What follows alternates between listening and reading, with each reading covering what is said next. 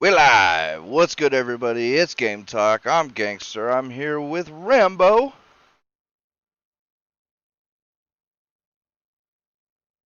The silence. With Rambo?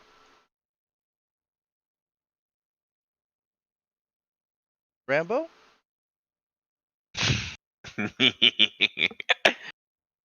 Alright, coming shortly, Rambo. Oh, yeah, he just dropped. He's done that a couple times now. And my boy Blue. Pog. Okay, Rambo's returned. And I heard Pete go, all right. And then, like, he was going to start it. And then all of a sudden, no, it was like dead silent. I think Alright, your audio might have cut. Rambo's back. Oh, shut up, dog. Yeah. Fucking yappy bitch. He's not the worst dog at that, I will say. But, man, yeah. Delivery people or mail people or whatever, he just does not like them. Shush, dude. To hell Yeah. with those people. Right? Or a squirrel. like You never know, right? It could be a mailman. It could be a goddamn squirrel. How's everybody doing today? What have you guys been up to? Me? Moving. Moving or unpacking. Oh, yeah, that's right. So you are moved in now? Yes. Nice. And I think we're actually unpacked now. So, which is, we unpacked in, like, I think record time, like in 2 days. Wow. Yeah. Yeah. I That's think good. after moving, because we remember we had to move like at a quick Oh, yeah. last time, and then moved into with my parents, and then moved right back out here now. So I think at this point, once we moved in here, we were like, I'm done with living in boxes and everything else, so we didn't want to see a box. Right. Well, you've also had quite a bit of practice over the last, couple years now? Mm-hmm. Yeah. So you're all prepped and ready. And I'm thinking U-Haul should start giving us like some sort of like frequent flyer miles. Of course, hopefully now you wouldn't have to use them, right? Yeah, that would be, yeah, now that I am here, I do not want to have to use them, and I don't think we're going to have to, because this landlord, like whenever we moved in, like the wife is like so super nice, and she had her husband put like a brand new flooring like throughout the whole entire house. Like we have tile throughout the house, and then in the bedrooms we have complete new wood flooring, new granite countertops, all brand new appliances, brand new windows, brand new shades, like everything. Like she wanted to make sure everything was up to date and modern.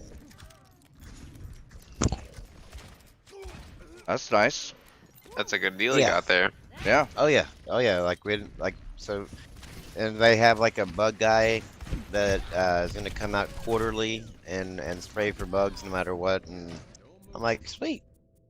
There you go. These people seem to really really care. Yeah, nothing like a good landlord, right? Yeah, they're hard to come by, man. Right? Absolutely. What about you, Blue? What have you been up to? I've been playing basically. I think I played more Persona this week than Destiny. I'm basically just only playing Persona. I can talk Persona. I think because this game is so much fun. I'm loving it, and also this game takes 70+ hours to beat just for one playthrough.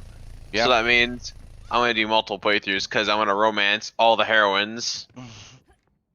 Because I have good taste. Of course, yeah. I mean, that's what you do when you're supposed to do these games, anyways. Of course. And also, the story's kind of good. I'm actually surprised. Like when I first started this game, I was like, oh, this story kind of. And then an hour in, I'm like, oh shit, I'm ready. And then I fell in love. They say that Persona is like a long intro, and then all of a sudden it becomes good. I don't know about like a long intro, because intro I really didn't have that much of like a bad time, but I really enjoyed it. And also because it was just like all the characters are really cool too. Like the main cast of characters, Rise, Yotsuke, and fucking Chie.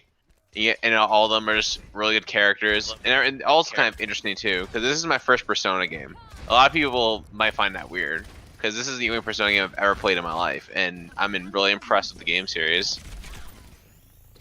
So much so that if I can snatch my PS4, I'm probably gonna play Persona 5 before November.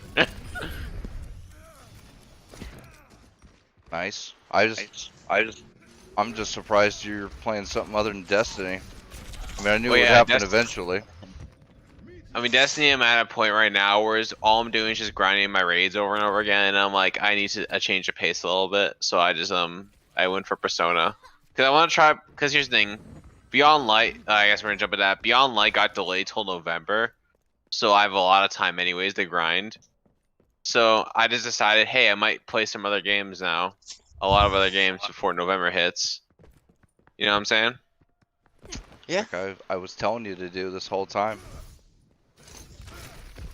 And it's kind of crazy because a lot of shit got delayed till November. So much is coming out in November that I wanted to get Assassin's Creed Valhalla. I think you guys saw that, but now I'm gonna have to wait on that one. Put that one in the back burner because Cyberpunk's coming out that month too. So I was like, yeah, Wait, Cyberpunk's November too? yeah. If it doesn't get delayed, which who knows? I'll be honest at this I thought it point. was more like August. It's this coming out in point- November. At this point, almost everything's gonna be delayed. Just Well, a 'cause lot of the it is way- because I think Rev told me it was because the next gen consoles are coming out in Well, November. yeah, that or- that and the fact that COVID also went into play, Messed and a they lot of wanna- things up. So they couldn't get into the office to actually finalize all their projects, and said that they might have actually been done with it, but they still just couldn't get back into the office to finalize everything. That was a lot of porting because now they're gonna have to make these games compatible for the new consoles. Not all of it, not all the companies. Some Well, I just mean, gonna they've be had like- the developer consoles for a while now, Oh yeah, so probably for over a year now. yeah. So games like Cyberpunk and shit, like they would have already been having them compatible. But yeah, Man, I was talking to some guy online, and because he was talking about some, like I guess that with Microsoft's statement as play anywhere, and they have came out and confirmed as for like at least the first 2 years that every game that comes out on the Xbox Series X will also come out on the Xbox One, the base Xbox One, all the way down. And we were like, well, that's not going to be good. I mean, 'Cause didn't that's that gonna happen for a definitely- while with the PS4 and Xbox when they first came out, if I'm not mistaken? It did, but not with the exclusives. Like on the exclusives for Xbox, I think it did for a little while, but the ones on PlayStation, like Infamous Second Son, was like the first big exclusive, and it only came out on PS4.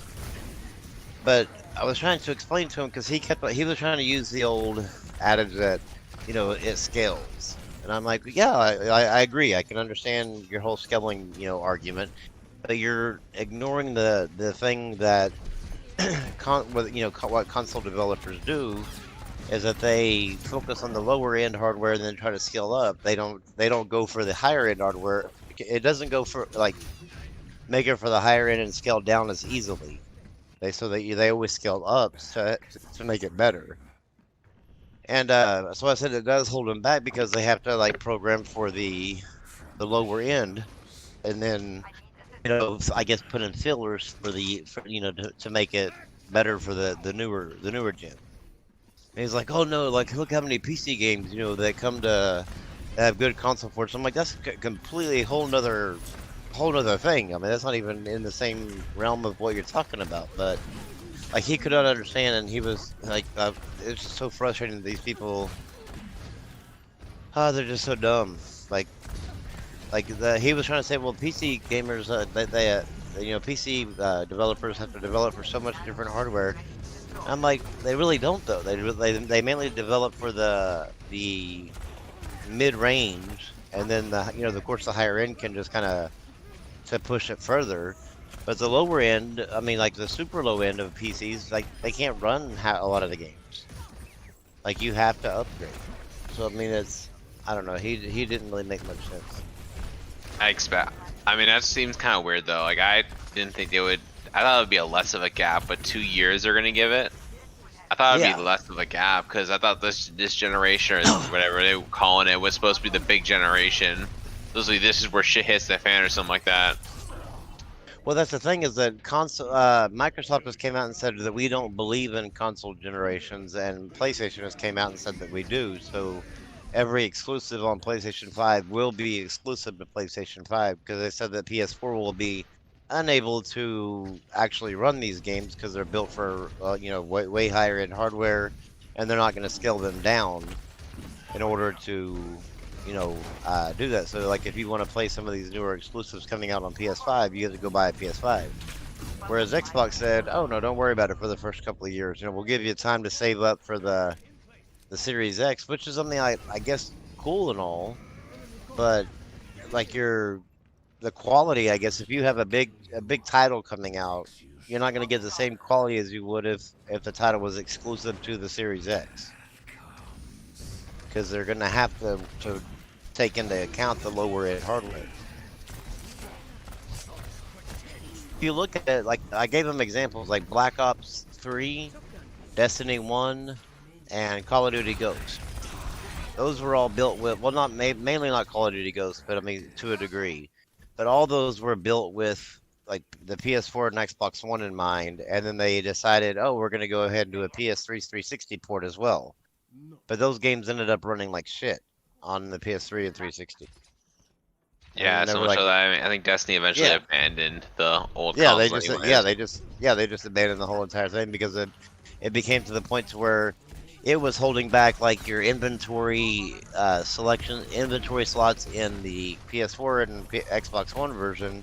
They couldn't give enough inventory slots in there because like in your locker and stuff, because the lower end hardware was holding it back, and it'll be the same sort of thing with like the first couple of years of exclusives for the Xbox One. They'll be held back by lower end hardware. I guess the Series X owners will finally get the feeling that PC gamers have been getting for a long time of the shit being a shit port because of the lower end hardware they built it for. Let's say it does. There are many aspects uh, of Porting, you want optimize. to? Well, not even porting really, but there's many aspects of optimizing of a game for several different hardware levels that are easy. Like resolution is stupid easy. Textures Yeah. Oh is well, yeah, that stupid part. easy. Yeah. But that's not everything. Like you said, with Destiny, it's like the inventory system, and that was a big problem with. I think it was, wow, was it Fallout 3 or Fallout 4? Where Bethesda. All four never came out on the PS3. It didn't come out. No, but no. But like, it was either one of the Fallout's or maybe it was Oblivion or something, where Bethesda specifically said that the game was held back quite a bit by the consoles at the time because nothing to do with graphics, but just hard drive space and hard drive access speed and processing speed and this, that, and the other. There was a whole bunch of hardware Oblivion. levels, Oblivion, that the console just couldn't handle what they wanted to push through it. And that's the thing. It was so bad that items would disappear out of people's inventories. It would fall through the game's map Yep. because it wouldn't render. It was pretty terrible. Yeah. Yeah, and it's not. Yeah. It wasn't to do with just graphics, because that's the thing. A lot of the No. graphics stuff is really easy. It's either resizing, which is really easy, or it's just toggling different things on, effects or whatever it is on and off, which that's easy too. But that's Yeah, and I think a lot of these people having these conversations seem to be thinking just along the line of graphics. right. It's all graphics, Uh, and that's all they need to do, which that's not always the Yeah. case. And like, there's so many of the small things that the newer version is going to be held back by because of because in building it with the older version in mind and having to keep the older version going along with with updates along with the newer version. it's going to run into some roadblocks. Unless of course it's just something like, say, The Last of Us or something. I mean, obviously they don't have The Last of Us, but if it's something like that that is just a single game that they can put out one time and then be done with it, obviously then you're not going to see that big of a problem. But Microsoft likes to do a lot of online exclusives, Right. so there's going to be some limitations with that. And it's going to either be one way or the other. It'll either be the game is held back because they want it to run well on the older consoles, or it'll be that the version for the older consoles will not run well. And Yeah. a lot of people will get really, like Cyberpunk is like, there is nothing they could do to that game that would make it Can I say run this? well on Can I older say- consoles. Can I say this, gangster? True. They're gonna gimp the older generation, just like they do phones, so people could buy the new stuff. That's what they're gonna do. That's companies are going. I mean, see, they'll have and to. that- and They're that's- gonna and have that- to get you to buy. and that's the really fucked up part, because that sends out mixed signals. You have companies that say that they can't match quality, and then you have companies that are purposely not matching quality, so that way you're forced to buy the upgrade. Well, the fucked up part. take a look at the Xbox 360 to the Xbox One when it came out. Take a look at that generation. Where they eventually did was they made the graphics look not that great. Eventually, people just upgrade because games Yeah. couldn't really take advantage anymore of what they were doing. But Yeah, this is the thing though. Which do you want? Eventually you're going Do to you hit want- a point. Yeah, which do you want? Do you want games to be held back so it'll work on both, or do you want the games to run as good as they can, or games to be made as good as they can be on the newer generation, even if that means crappy performance on the older generation? Personally, I'd rather they be as good as they can be. I mean, I come from Yeah, PC same. the Yeah, I whole would- way, and I've been dealing with that I my would- whole gaming career. So, If I was, me being a console player, I would rather them be the best they can be on the newer generation or run like crap on the old generation, rather than running good on both. Yeah. Simply for the if it fact that gimps I'm gonna the invest if it that much- gimps the game. Yeah. Yeah. If I'm going to invest that much money into the new version of the new console, then I want to make sure that I get the best version possible. Yep. And I don't want to be gimped because, Sam down the street can't afford a damn Xbox Series X, so we got to make sure he can play too. And I'm like, I don't like that. Like either, I get the transition period, but maybe not. Maybe Microsoft is saying this, and in reality, they don't really have any big plans for like a Gears. I don't even know what number of Gears they're on now. Or Halo, Halo Infinite, I guess, is going to be coming out with a launch. So there is going to be, with the launch part, I'm not really too much worried about it. It's more of like over the course of time and when that game updates, like where that's going to actually come into play really bad. Well, Microsoft seems to be they're going more of the more of the phone kind of deal. Like they're not really doing the whole generation like they used to. Phone. Yeah, the phone stuff. they're not doing the generational thing, which they are to a degree. Because after 2 years, it's going to be generational. After 2 years, you're going to have to get a Series X to play. And what they're going to do basically is just phase out the Xbox One family to where you can no longer buy them in stores. So therefore, the only thing you can buy is the Series X or Series S or whatever other thing they're going to put on it. I could see Microsoft doing every 3 years a makeshift like 1.5 kind of console deal. Every 3 Well, yeah, years, kind of like how phones. I'm just do saying, their like things. as of right. Well, they do theirs every year, but Microsoft, like we was going off of their statement of, for the first 2 years, there will not be any game. They will commit to not having any game on the Series X that isn't also on the original Xbox One. Well, Sony's And kind of doing that too, though. They No. stated that they're gonna have No, their Sony. games. Sony is. Nope. Sony came out and specifically. Now the third-party ones, yes, because they can't control third-party. But their first-party games, they have said that the games that they're building are too ambitious for the PS4 to be able to handle, and they are not willing to actually compromise to lower the quality So they basically said we believe in console generation. So once the PS5 comes out, if you want to buy their exclusives, you got to buy that console. Well, I'll say this, you know, because Microsoft's having an event here in the next 5 What's days, up, Errol? I think it is. 5 days. Yeah. So if Microsoft, I said this to Digital, if they don't show off anything that's worth the value to me, then that just kind of sums up where I'm gonna go.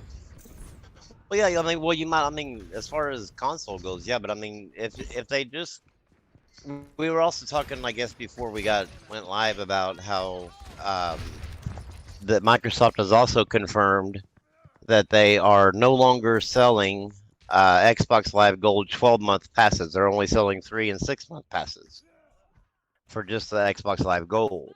They've discontinued the 12-month code. Well, more people are going towards the Ultimate Game Pass because it gives you everything. Well, yeah, but I mean, that's the thing is like that. Everybody's speculating that okay, well, this is leading up to the Series X, so people are speculating. I don't know why they decided that the logical conclusion would be that online multiplayer would be free for the Series X. That makes no sense at all because they're still selling, Game Pass. And so my thought is that they're going to lower the price of Game Pass to basically maybe around $10 a month, to where it kind of rounds up the middle. Because right now Game Pass is there's really no a discount for doing Game Pass and Gold together, the Ultimate. Like you're basically paying the $5 a month that you do in for Gold, and then also the $10 a month you do for Game Pass, and you combine them together for $15 a month anyway. So my guess is they're good, since they're probably going to roll out a thing to where, starting with the Series X, Game Pass it'll just be basically the only thing you can get is Game Pass Ultimate for $9.99 a month, and that'll be your Gold and the Game Pass all rolled together, and kind of force everybody into one program rather than having some people on Gold, some people on Game Pass, whatever. I like to see Sony kind of go that way. I wouldn't. With their Like what? with their PS Now, combined it all in one. That would be great.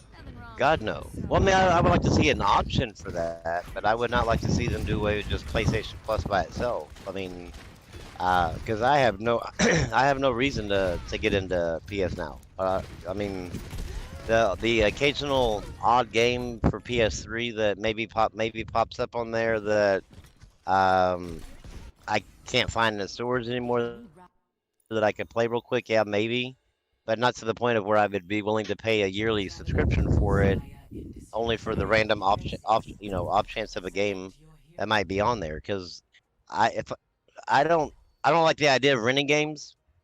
So I mean, if I see a game that I like, I buy it. I don't, even if it's just a one and done game, like a single player game. That way I can always go back and play it later on. In Game Pass, they don't stick around on there, indefinitely. The first party does, but the rest of them don't. And the same thing with PS Now is that they don't stick around there indefinitely. So you play them while you can, and then PS Now, though, I believe you have access to it as long as you're paying for PS Now, right? Well, the reason I'm saying what I'm saying is if you have it downloaded already. Yeah. Because of the backwards compatibility that Sony wants to do with the older generations. That would be pretty nice. Pretty sweet deal if they get it down to a good price and they offer 2 options. Have everything combined into one. Hey, I mean, I would not mind, like I said, I would not mind an option. and if they are going to roll, because the original thing with PS Now was that it was supposed to have a big library of PS2, a big library of PS1, and PS3 titles.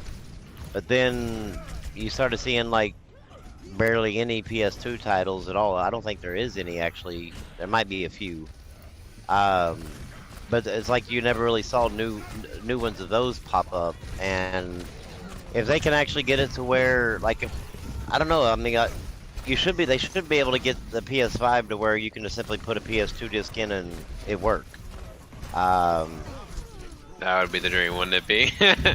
That would be the dream. It would be, but I mean, it literally should be able to do that, because they're It's not definitely too far possible. apart in architecture. So yeah, I mean, Well, they're it's not like they're actually pretty far apart in architecture, but the PS5 is so well, much no, I more mean, powerful that it doesn't yeah, I matter. mean, it can do It it can can do the run the brute force to emulator. get past it. Yeah. But I mean, the PS3 is like the main reason for PS Now because like that's about the only way you're gonna be able to play PS3 games ever on on a different type of console because of the fact that of that cell architecture. I mean, even the emulators that they have on PC that they've created, they've got some games working. They can't get all the games working. They can't even get a good majority of them working. On PS2 they can. So I mean, yeah, PS2, yeah. Well, yeah, I'm not talking But about that's PS3. That's the reason why PS Now. That's the main draw for PS Now for console for PlayStation gamers is being able to play the PS3 games. right. Whereas PC gamers, like, I mean, y'all have the option now to play some of the well, the ones I guess that aren't releasing on PC. You still have the option of being able to, you know, to I guess subscribe for a month or whatever and play those first party titles, and then move off. Or maybe play a third-party title that you just didn't really feel like paying for, like full price for on PC. You could simply at least play it to see if it's any good before you buy it on, you know, before you actually spend that money on it. Other than that, I mean, I don't know. I don't see a value in PS Now. I never thought I'd like hear I- you say those words, sir. Well, I mean, I don't. I mean, I like to purchase my games, so I mean, I can see if I was a PC gamer, Game Pass. Well, I mean, really not with Game Pass either, because you have all these other companies that offer a sort of a similar thing. I'm annoyed with Game Pass a little bit Why? But I mean, because Game Pass would everyone's be like copying it. the Because now we got like all these companies doing subscriptions, like fucking Uplay doing a subscription type shit, and I'm really I annoyed like with that. I kind of like the Eventu- subscription based, honestly, because I don't makes mind it being easier an on me. option. An option. That's what I meant.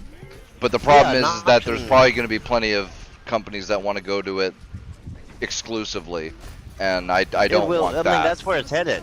I know, That's and I exactly don't like where that. everything's headed. and Because then, I I mean, don't want that. they can lock people in, especially once it becomes the only way to play the game.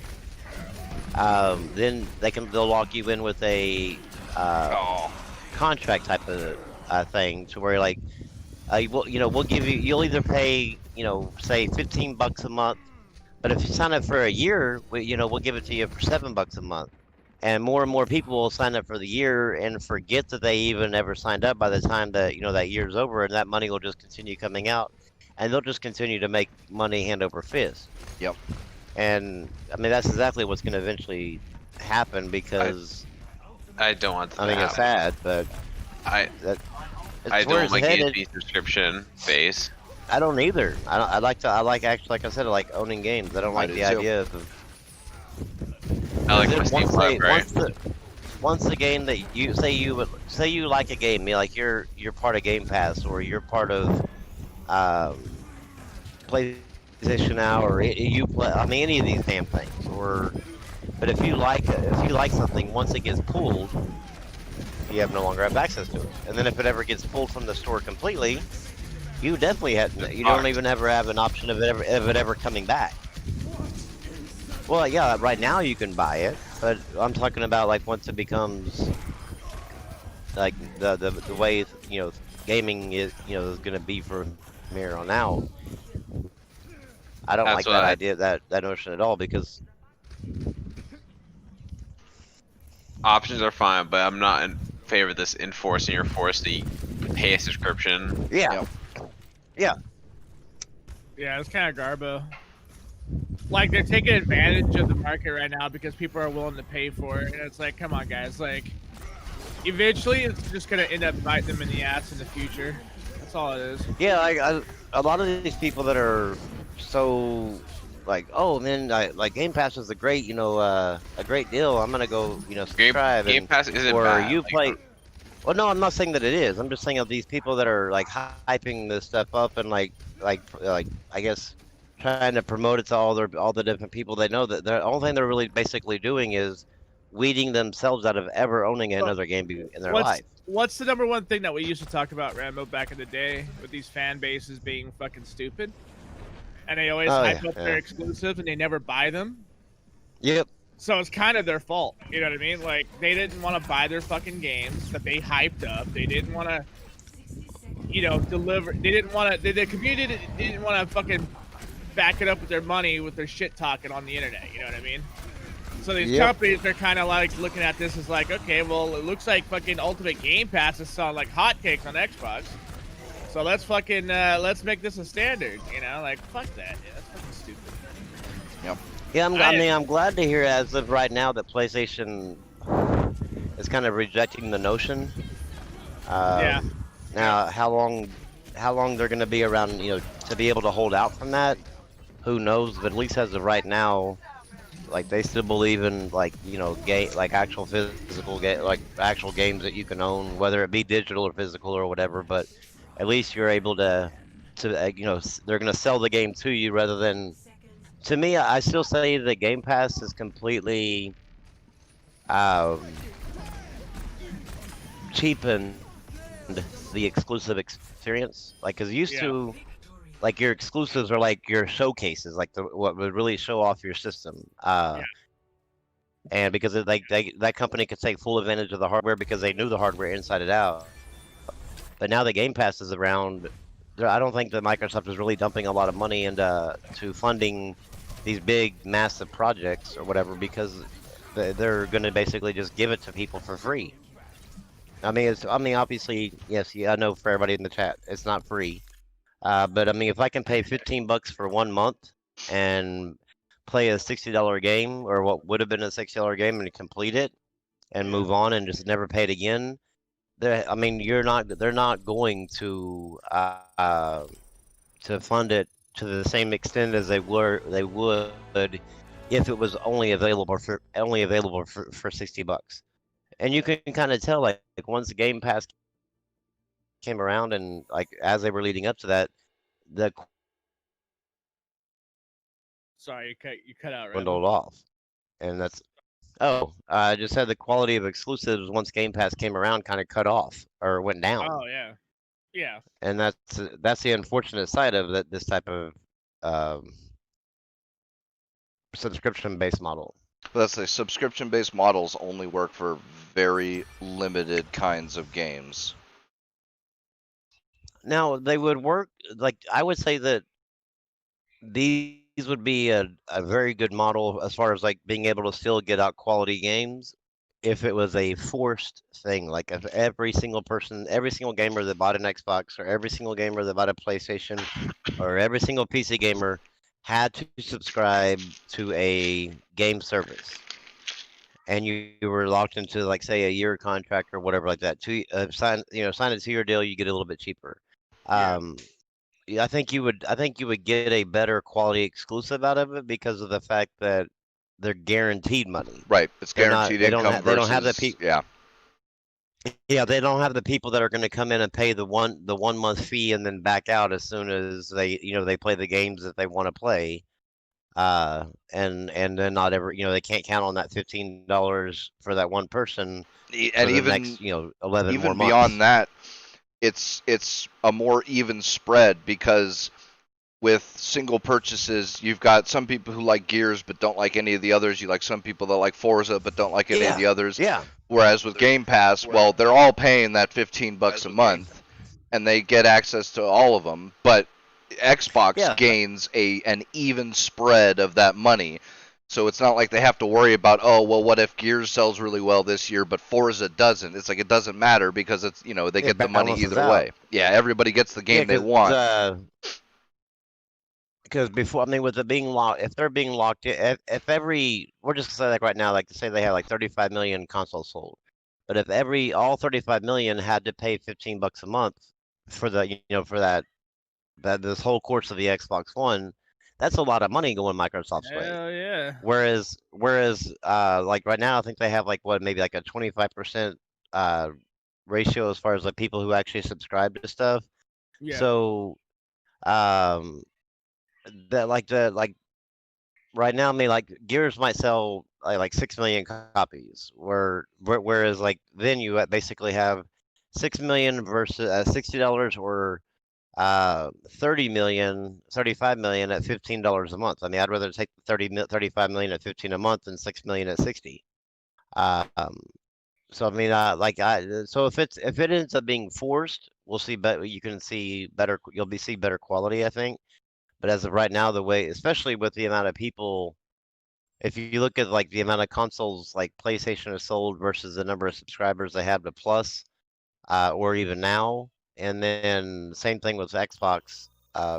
You can see like the disparities. Like only around 20 to 25% actually pay for the service, and so as of right now, I mean, I don't think you're going to get the same quality whenever only a quarter of your actual console sold, is actually subscribed.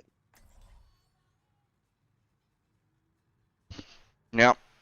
I mean, that's as much as I don't like subscription services like that. There are definite advantages to them, Oh yeah, and the big advantage, especially, is to like the casual market because you get a huge library and it's a lot cheaper than buying individual games.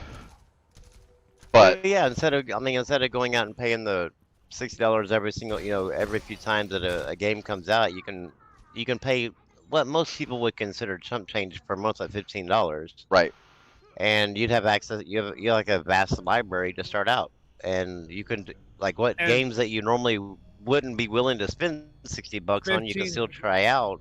$15 is more accessible for more of the younger crowd than it is $60 per game. oh yeah, Yeah. Oh yeah, Yeah. definitely. yeah, it's real There's easy to that. get your parents to agree to $15 a month. That's basically an allowance. Whereas $60, man, especially if you want to buy more than one game every couple of months. I mean, that's a hard drop. Yup. Oh yeah. Oh yeah. I mean, Jesus, man, when I was a kid, I was getting $5 a week for allowance. So if I wanted a $60 game, fuck, man, that was all year. Yeah. I mean, I my collections back in the day were like after the end of the generation, maybe like 3 or 4 games. Yep. It was, and now it's like shit. I buy like 3 or 4 games a week. So I mean.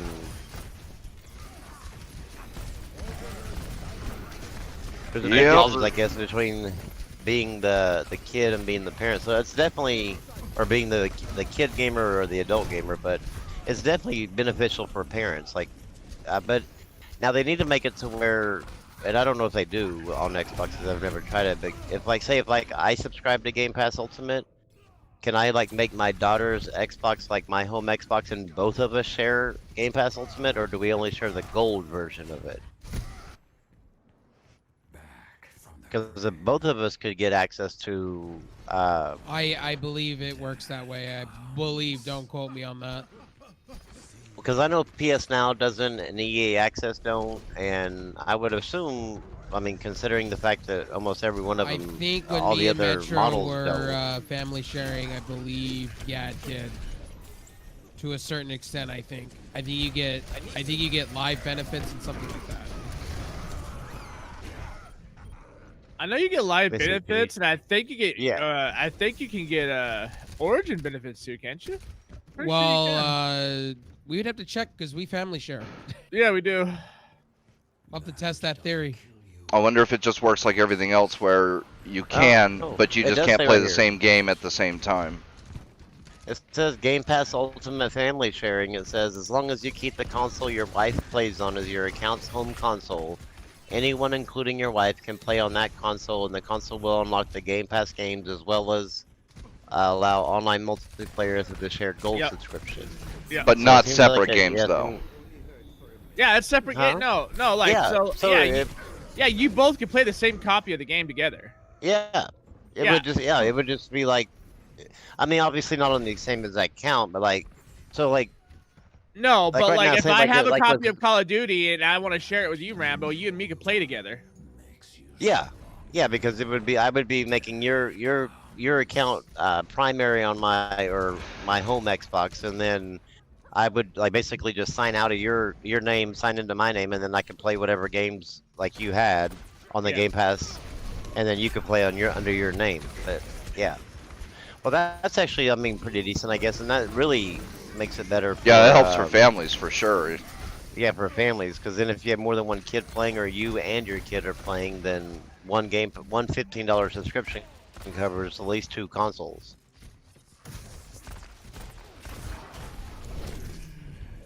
It doesn't sound bad, but I'd rather like for family, sure, but for me, no, I don't want to. I can't pay all these subscriptions, mainly because I don't want to. But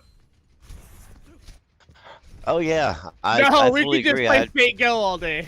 listen, you back don't, when- don't call out my habits like that. Why you gotta put them on Back blast when- like that, man? Listen, no, like all honesty, fake goes Back are when- really. Well, back when Netflix came out, everybody was like, yes, man, this is like awesome. And then Hulu, and then this, and then that, and when you break it down, you're like, why did I ever get rid of cable? I'm paying the exact same amount, and like Wait, you're on not- Netflix? Huh? On Netflix? No, you're paying like No, Oh, between like, all you of get- them. Yeah, Oh. Netflix, Yeah. Hulu, and then HBO And that's the Max, thing, and you then, have like, to get all like- of them, and especially Yeah, now 'cause- that places I like don't know about getting Netflix them all. are, well, several of them, and especially now that Netflix and a bunch of others are really dropping the amount of content they have available. You know, it is. It's Well- like, man, It was. I mean, Netflix was great, like for like a really great price back in the day, because none of these other companies had their own streaming service. So every game, I mean every show or whatever was dumped onto Netflix. So I mean, you had Right. access to just endless amount of stuff to watch. and their And then all of a movie sudden, selection was all- amazing. Yeah. And all these companies now are like going, well, wait a minute, why am I allowing Netflix to get all this money whenever I can just create my own streaming service, since we have a vast library of movies, and people will come and pay. If they'll pay them, they'll pay us. And so I mean, And they now started we've got pulling their HBO shit from- Go and Yeah, 'cause CBS everyone- or Yeah, whatever. That shit. I got Disney, I got Hulu, I got Netflix, and Amazon Prime. That's all I worry about. And it's Amazon not even Prime's close been to. killing it lately And it's not with even. And then it's not even shows. close to what cable is right now. Like not I even mean, a fraction. I keep No, I think dude, you're- no. Come on now. It is. if you're getting If if you're you're getting watching, internet, then it is more than what. Because if you've already If got I'm- internet, So now we're throwing internet in on. well, this but as that well. most Well, you people you have have to- to have internet for Netflix and all that. all those, but you Yeah. don't have to have internet for cable. And if you were already, you and have if to- you're you already have to getting throw in your internet, internet bill then in the there. TV upgrade is usually only Well, like 15 or okay. 20 bucks a Can I month. say- can I every time. hold on. Can I say this? cheating. What the hell? I, Okay, I, so I in had that case- DirecTV. Okay, let me put it in this perspective. Okay, so I had DirecTV, right? Paying 171 bucks a month, right? And then I went to streaming, right? Everything for streaming. I'm paying literally cheaper than I've ever paid in my life. Sure, that's Literally. DirecTV though. With me for Comcast, like if I wanted to get internet by itself, it's like I think for my internet package, it would be like somewhere between 80 and 100 bucks a month, and with cable TV added, it's like 120 a month or 125. Okay. And that's barely two. So if I'm paying for Amazon Prime and Netflix, which would be the only two I would pay for, that's basically the same price. Well, if you're Okay, buying it by with- the year, it's not a really big deal. If you're Well, yeah, buying it but by I mean, the if year. you look at like what Brim said he has: Hulu, Netflix, Disney, and Amazon Prime. I have the exact same thing. You're paying $44.97 a month. Yeah. Now, they granted, 45 you And do even get with my and- even with my internet, it still doesn't come close to what I was paying for Dish Network. Dish Network was. well. worth That's the yeah, money, no yeah. Dish. That's Yeah, that Dish satellite. is Yeah, satellite's a different thing. Yeah. because they get you at that initial introductory price. Because they're like, yeah, And it's like then- $100, and you think you're getting a decent deal, and then like after your Yeah. 6 months are up, they shoot that shit to like $250. well. I'm Not like, to mention Yeah. their internet just plain sucks. You know, it's like at least Yeah. with Comcast Yeah, or you can't whatever, get you get their good internet, internet. With Dish and all them, you get the absolute shittiest fucking internet. So Yeah, so I mean, yeah, I can understand with that, but I mean, with cable, like, if you're just, I mean, unless you're wanting like the entire package of every single channel that cable offers, it's not much more. I mean, for one TV, it's not much more than the $45 a month. Yeah. And It's that gives you definitely not the access to deal that it basically used to be. almost.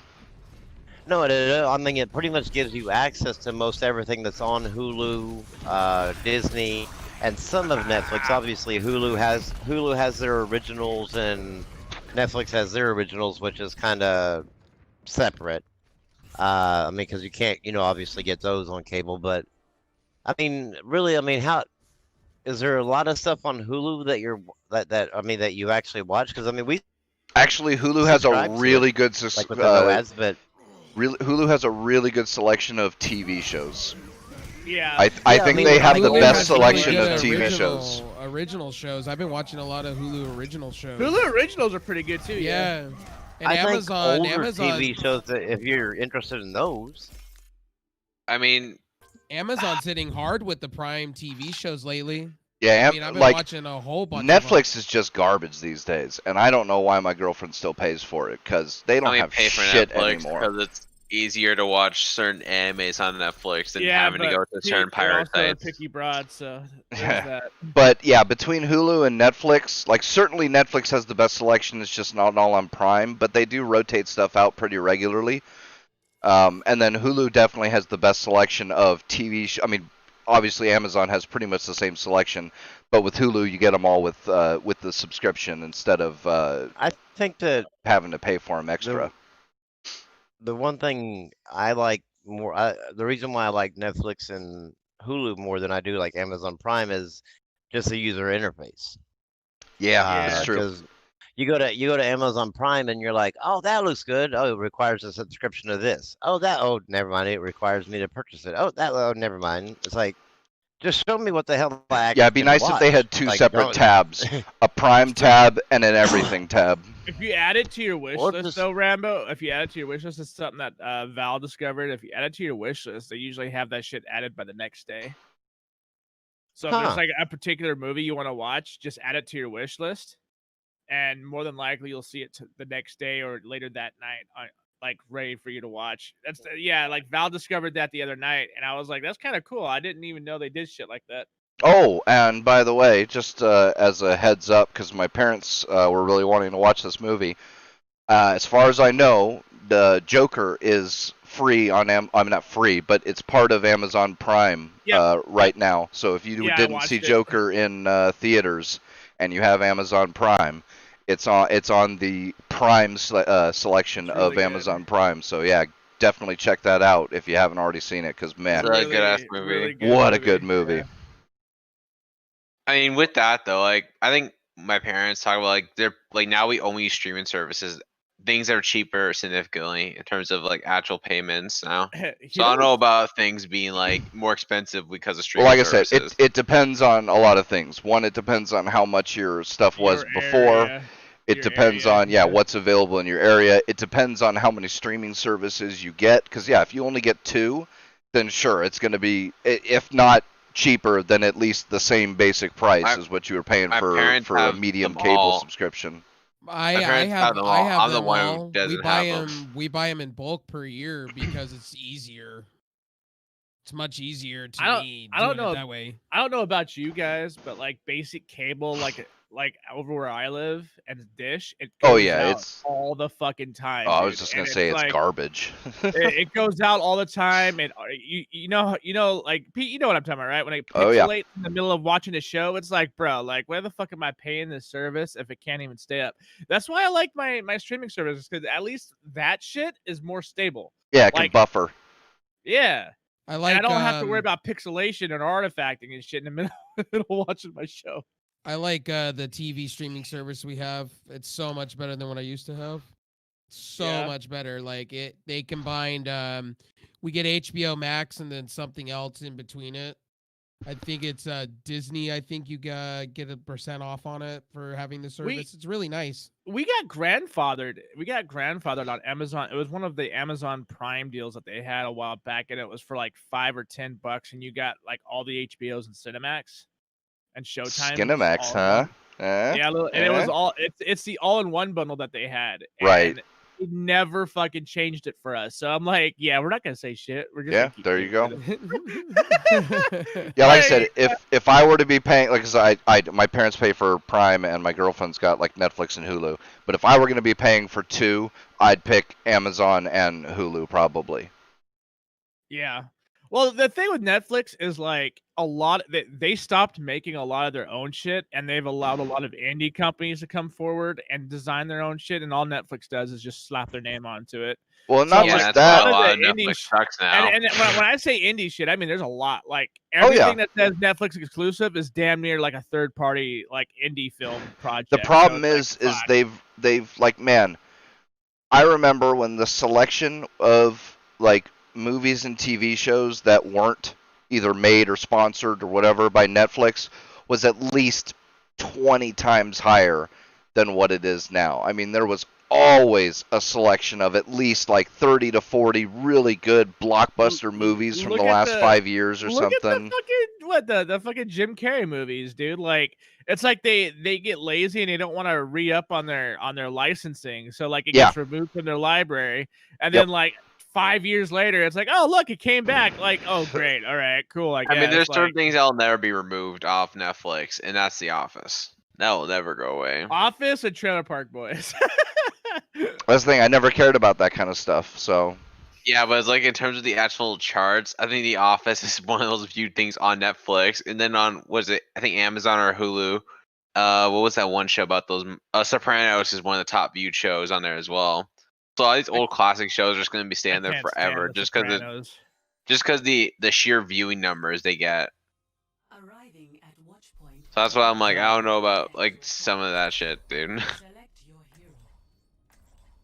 but Yeah, it's I don't know. Like that's what I like about Hulu, dude. Like Hulu is like, like what they'll do is they'll take their most watched, and if it's a major like a major Fox film or WB or whatever the fuck it is, they'll take their most watched films and they'll re-up on their licensing automatically. So like you'll almost always have it on your Hulu inquiry. So like Netflix, it's like they don't care who watches what as long as you're watching Netflix promoted titles only. It's like fuck.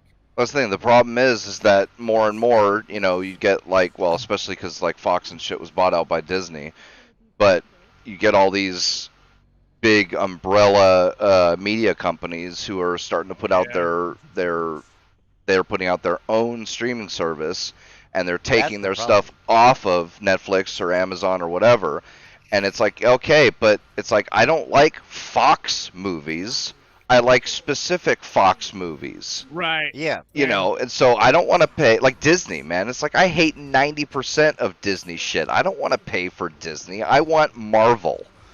And I want the original Star Trek trilogy and, a couple things like that. Like, I don't want to pay for Disney Plus. Why would I want to pay for Disney when I don't even like 90% of what Disney shit has to offer? And it's like that's a silly proposition to have a Fox or a Disney or whatever platform, because it's like people don't like certain publishers. They like certain brands or what's a good Back there. series? That's not quite it either. IPs. They like specific IPs. So I don't know. I mean, Disney's big enough that they have enough IPs that they can cover a whole bunch of what different people like.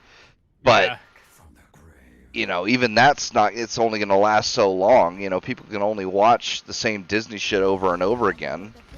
Bro, but Disney, dude, they'll remake Little Mermaid and I know, Cinderella and Snow White every fucking year, and they'll be Yep. like, oh, this one's got director's community, so it's a special edition. This one's got deleted scenes. I'm like, yo, unless Snow White's being pounded by all 7 dwarves, I'm not interested. Jesus, I don't know if I've gotten that far. Hey man, I've seen that porn, so God, I feel less guilty watching. I've seen enough Rule 34 to know where that's going.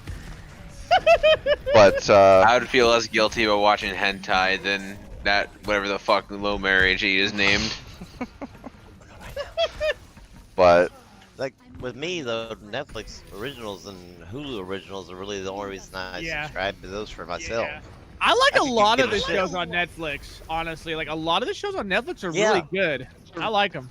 I don't like I don't know why anybody would subscribe to like one of these things so that way they can watch Married with Children and shit like that. I'm like, see, I actually wouldn't mind Married with Children. Same. just fucking, I loved Married just with fucking Children. turn on the CW late at night and you'll get like half the shit Fuck. anyway. Yeah, you but then know? you can't CW binge watch it, and they don't play it in order. Like, it's just so much easier with stream. See, that's the thing. Pete, Why Pete, didn't let all me these help you cable out with companies that. go to streaming Pete, a let me help long you with ass that. time ago? Go to CW's website, turn on uBlock Origin, you're set, bro. Yeah. Well, no, for me, I'll just Or they could download pull, it. like, I an don't give a Adult fuck. Swim and they just take things True, off partially. Well, it's just I mean like that's what I'm saying is like I mean you either to me it makes no sense to pay it to watch TV shows or just so you can binge watch a TV show. Fuck, just be home at 7 o'clock, you know, and you can binge watch it all you want, just like weekly. Yep. Yeah, no, I don't want but I that. mean, Watch it. It'd be it would be a hell of a lot cheaper to pay for cable, like just your basic cable. Go watch your TV show every night at 7 o'clock. Every week, I guess, at 7 o'clock, and just watch it that way, rather than paying $12 a month, rather than paying $12 a month just so you can. Well, yeah, if I you could know, like watch everything I wanted 24 to watch episodes on on cable. cable, sure, but that, you know, Well, that's what I'm not. saying is like the main reason for me at least is like the originals because that's where like it's like the main reason I'm on PlayStation is because of the exclusives. It's the same reason that most people pick a brand or whatever is because of the exclusives that you can only get on that thing. I Yeah. mean, I can watch half the shit on Netflix or I mean, the shit I care about on Netflix, as far as TV shows and movies go, and the same thing with Hulu on a cable bill. And I mean, like to me, I pay for that so that way I can actually see like what my see something coming out of like what my money is going towards, which you know is their originals and I haven't watched too many Hulu originals yet, but I mean from what I hear, they're pretty damn decent. Just like the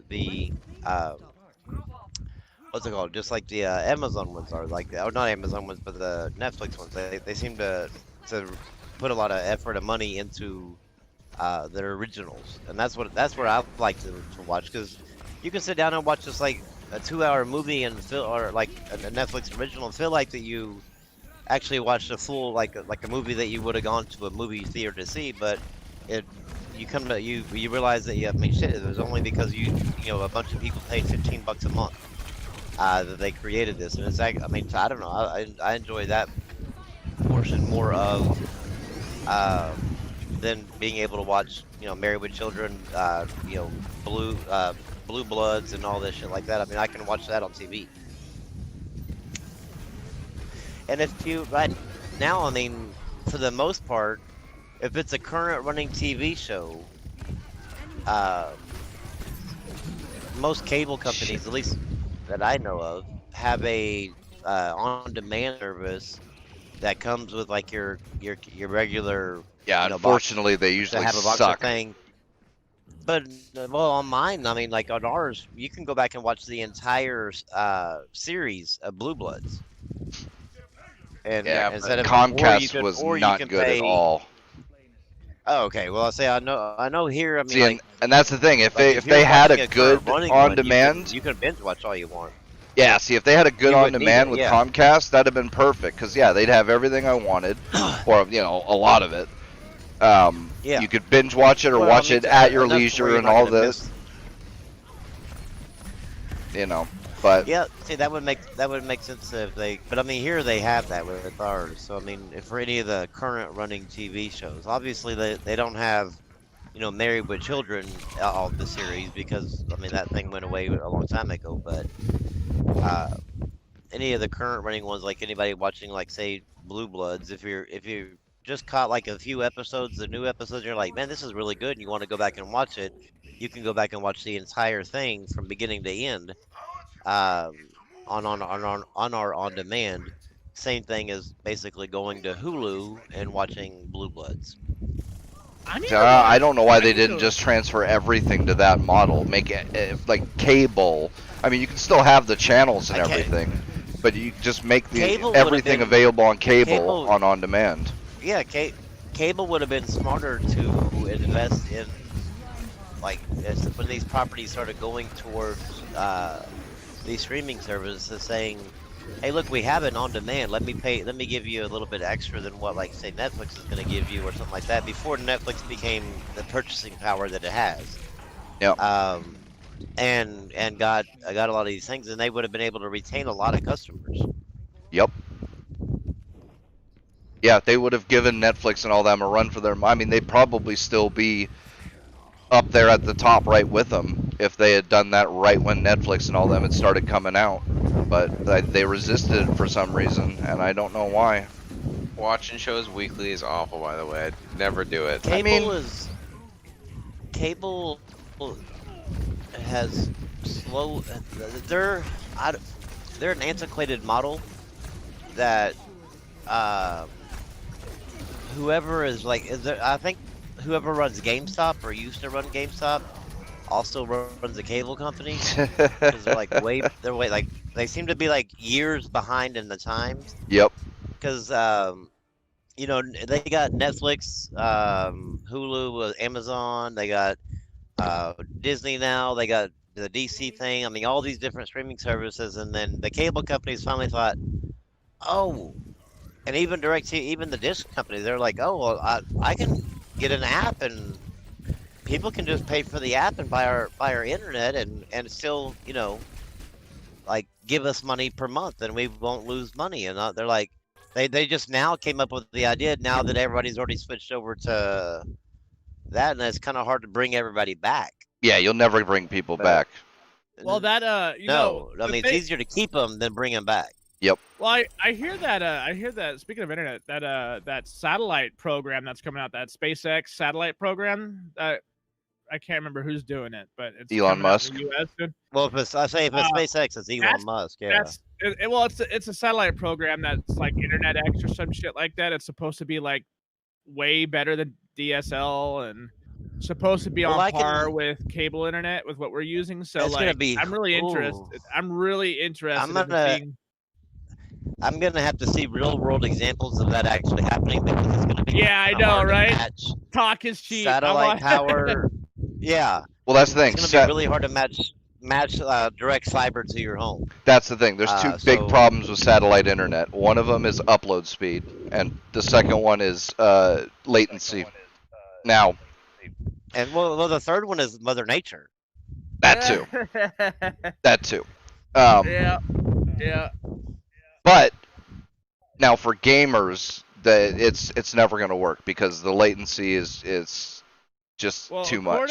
according to like some of the news outlets when they were covering, I'm not sure how much of it is conjecture and how much of it's real. But they're like That's stating it's yeah. supposed to be like on par, if not slightly better than coaxial. Well, so I I'll don't see know it. I'll about believe it when I see it. Like the only Yeah, because like, I mean, can you imagine? I mean, can you coaxial, imagine- right now, I have coaxial coming to my like straight. I mean, I don't even have fiber, and I'm getting 1 gig down and like about 40 up. Yeah, that's where I'm at So- too. Yeah. I'm gonna wonder like how a satellite can push Well, faster than that That's consistently. kind of frightening. That's kind of frightening considering the signal throughput would have to be what, like 5 times, if not 10 times, of what it is. Well, yeah, to keep Can it you- consistent at your house at that speed, yeah, So it would does have that- to be. So does that mean we gotta start major worrying? bandwidth. Does that mean we have to start worrying about bird population? Well, yeah, all of a sudden, like Elon Musk launches it, and all of a sudden, like you come outside and your yard's full of dead birds. Like, okay, well, well, the idea. I got the internet. The idea behind it is the same idea that DSL was created for. It was to like get internet to people that don't have it out in rural areas. Yeah, they Right. don't have the access. Yeah. So like it's supposed, but like they're saying it's gonna be an equivalent. I'm like, I don't know about that, man. Like, That that's a tough sell. I I Especially mean, a stormy weather can like knock out any signal. well, it can knock out any satellite signal for Yeah, sure. Because Exactly. As And the every time upload I had satellite in always the sucks with country, satellite. And I guess the theory behind it And I- though is it like they're launching it in clusters, like in giant waves. So it's supposed to be like literally hundreds of satellites in like one little area. So I don't know. We'll I have mean, to in see. my word, I mean, if anybody can do it, it's Elon Musk. It would be Elon, yeah. Yeah, I mean that's about the only person I would trust to be able to like say that and actually produce it. Yeah. But yeah, again, before I would ever put my money where his mouth is, it would definitely have to be proven. Yep. Well, I But if guess he can like, prove it, yeah. I mean, if he can prove it, I've already told my cable company, we're same thing with the same thing as the internet company here. I've already told them like, because they have a monopoly here. The only other thing that you have is AT&T that gives you at the max speeds that they have is 30 megs down. And Yep. so if you want anything above that, you have to go to them. And I'm like, y'all, none of y'all care about your customer at all Yep. because you don't have to.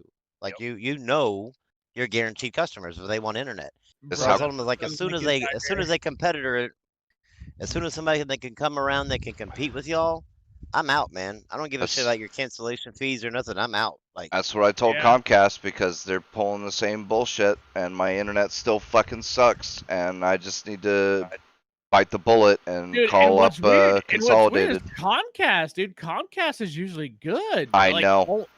I don't understand It's that, dude. the whole reason I stuck with Comcast for so long is because all- regardless of their shitty customer service, at the very least, I never lost. I hardly ever lost connection, and my speed was always great. But now, I fucking upload, man. I think I it was really. always I was always Oh, go ahead. Go ahead.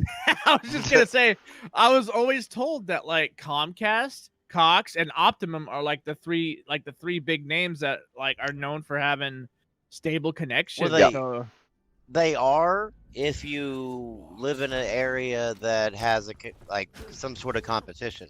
okay. And that's the so thing, a for the lot of- longest time, they A lot didn't. of the praise comes from those areas. Yeah, A lot for of the the for praise a comes while from I those was areas stuck in the 'cause- same boat as you were in Rambo because yeah, for up until just I think a year ago, the only other option besides dial-up around here was AT&T DSL, and yeah, max of like 30 something megs per second down, and Yeah. half a meg up or something. Yep. So I mean, like, in the areas like those same companies that give like the great reviews in those states, they get enough of those great reviews that it kind of overshadows like all of us in these states that like I mean, who the hell are we going to complain to? I mean, there's nothing. Right. I mean, Bro, I can complain to Cox and they just go, "Well, I'm sorry. I understand your frustration." Oh, no, you don't. Yeah, If right. you did, you would fix my shit. Like, Yeah, I'm sorry for the hey. Quit apologizing and fix my shit. I don't want your fucking apology. Yeah, I want a working internet. I got to the point to telling him like I don't even want to hear your apology. It's fake. Like if you like well, your apology means nothing to me because it doesn't help me on my bill, and it doesn't help me get internet. So I mean, your apology doesn't do shit. Yeah. I'm like, I know your script says I'm sorry, but skip that part, please, Yep. because you don't care. Yeah, because I like whenever we moved into this house, we knew for like a week and a half, like we were like our move-in day. So I was able to call all the different utilities and have them ready to switch into my name on the date. And so I called Cox like in a week and a half in advance, and it's like I need everything installed on this day, and I knew I needed them out there because like some of the locations of the wires were all screwed up, and then they have an aftermarket amp in the outdoor box where but there's no plug-in inside the house to make the amp actually work, so none of the lines actually worked. And so I had them, and they were like, okay, well somebody was going to call you back in like 3 to 4 days. And they had a deal where if you set up for automatic bill pay online or whatever over the phone, you wouldn't have to pay anything but a $50 deposit. So you didn't have to pay any sort of deposit for your all your cable boxes or anything like that. I was like, okay, cool, I'll just do that. And so like I think 5 days went by, no phone calls. So I called back, and then one person was telling me, oh well, due to COVID, a technician can't cross your threshold. And I'm like, the fuck? Like, put a fucking mask on. I don't give a shit. I don't like hell. I'll leave. You just come on in and fix it.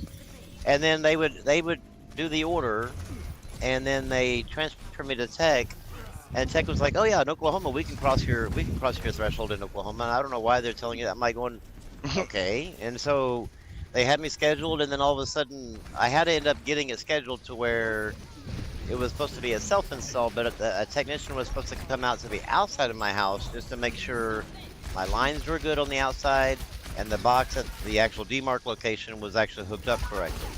And since the technician got his work order, he saw that, well, there's no active service at this location, so therefore I can't do a trouble call. So he just canceled the order without ever calling to talk. And so I called back and spent like 2 hours on the phone with them. And I have them, I record all my conversations because of going through court and stuff. And so I have all these, different recordings of these people telling me one thing and then doing another. And then they would tell me, "Oh, I'm going to stay on the line when I transfer you," and make sure that I give them the information so that way they know.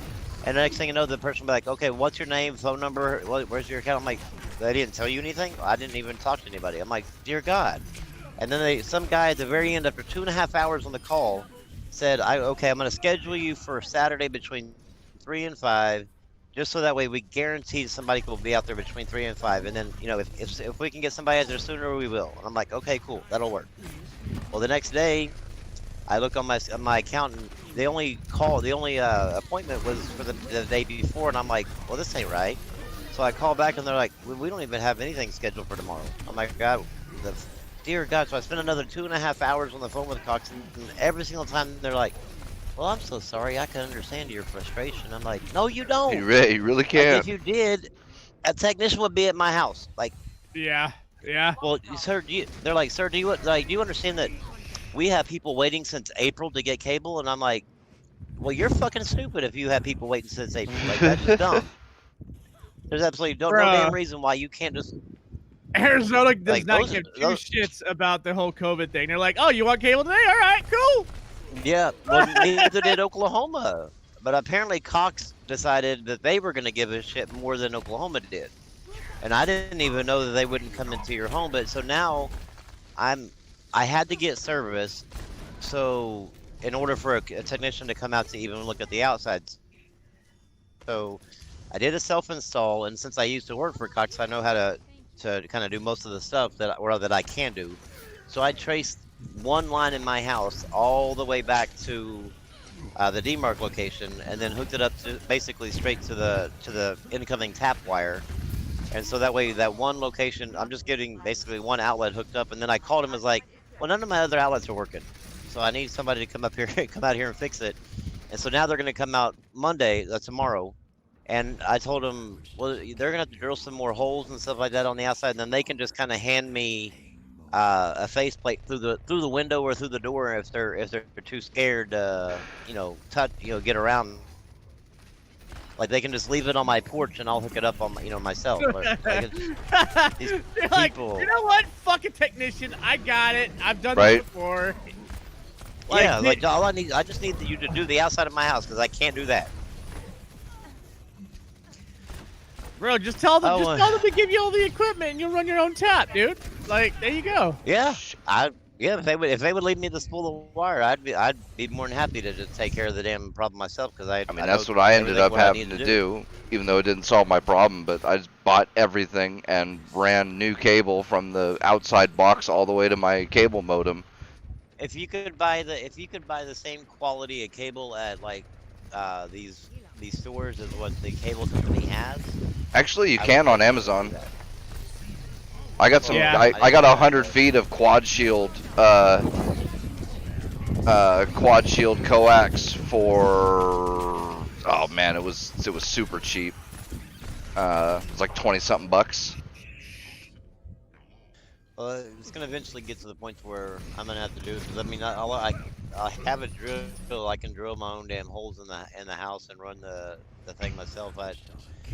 The line from the tap to the house is pretty much already ran and dug. It was already underground, so the only thing I would need is just basically house wrap. And like I don't know who had this house before, but apparently they had a TV in the corner of one corner of my living room, so they have a the outlet for that side is like at like right above, like right at eye level. That's where I'm like, well, that ain't gonna work because now I have a cable coming out of my wall and then coming down my wall to the floor. I'm like, I want my outlet by my floor, like not up in the air.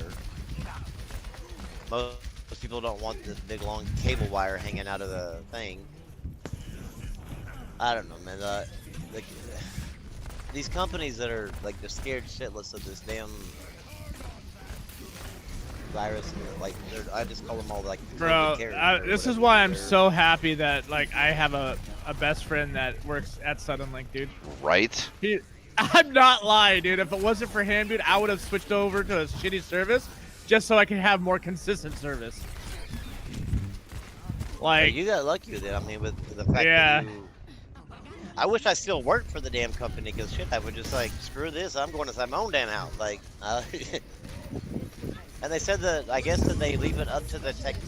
Some people would, I mean, well, I would get told that we don't come in your home, we do come in your home, and then the middle option was, it's up to the technician if they'll enter your home or not. I'm like, okay, well, hopefully I don't get one that's like been watching CNN or MSNBC, because he'll like throw the cable at me from his car and be like, nope, you do it.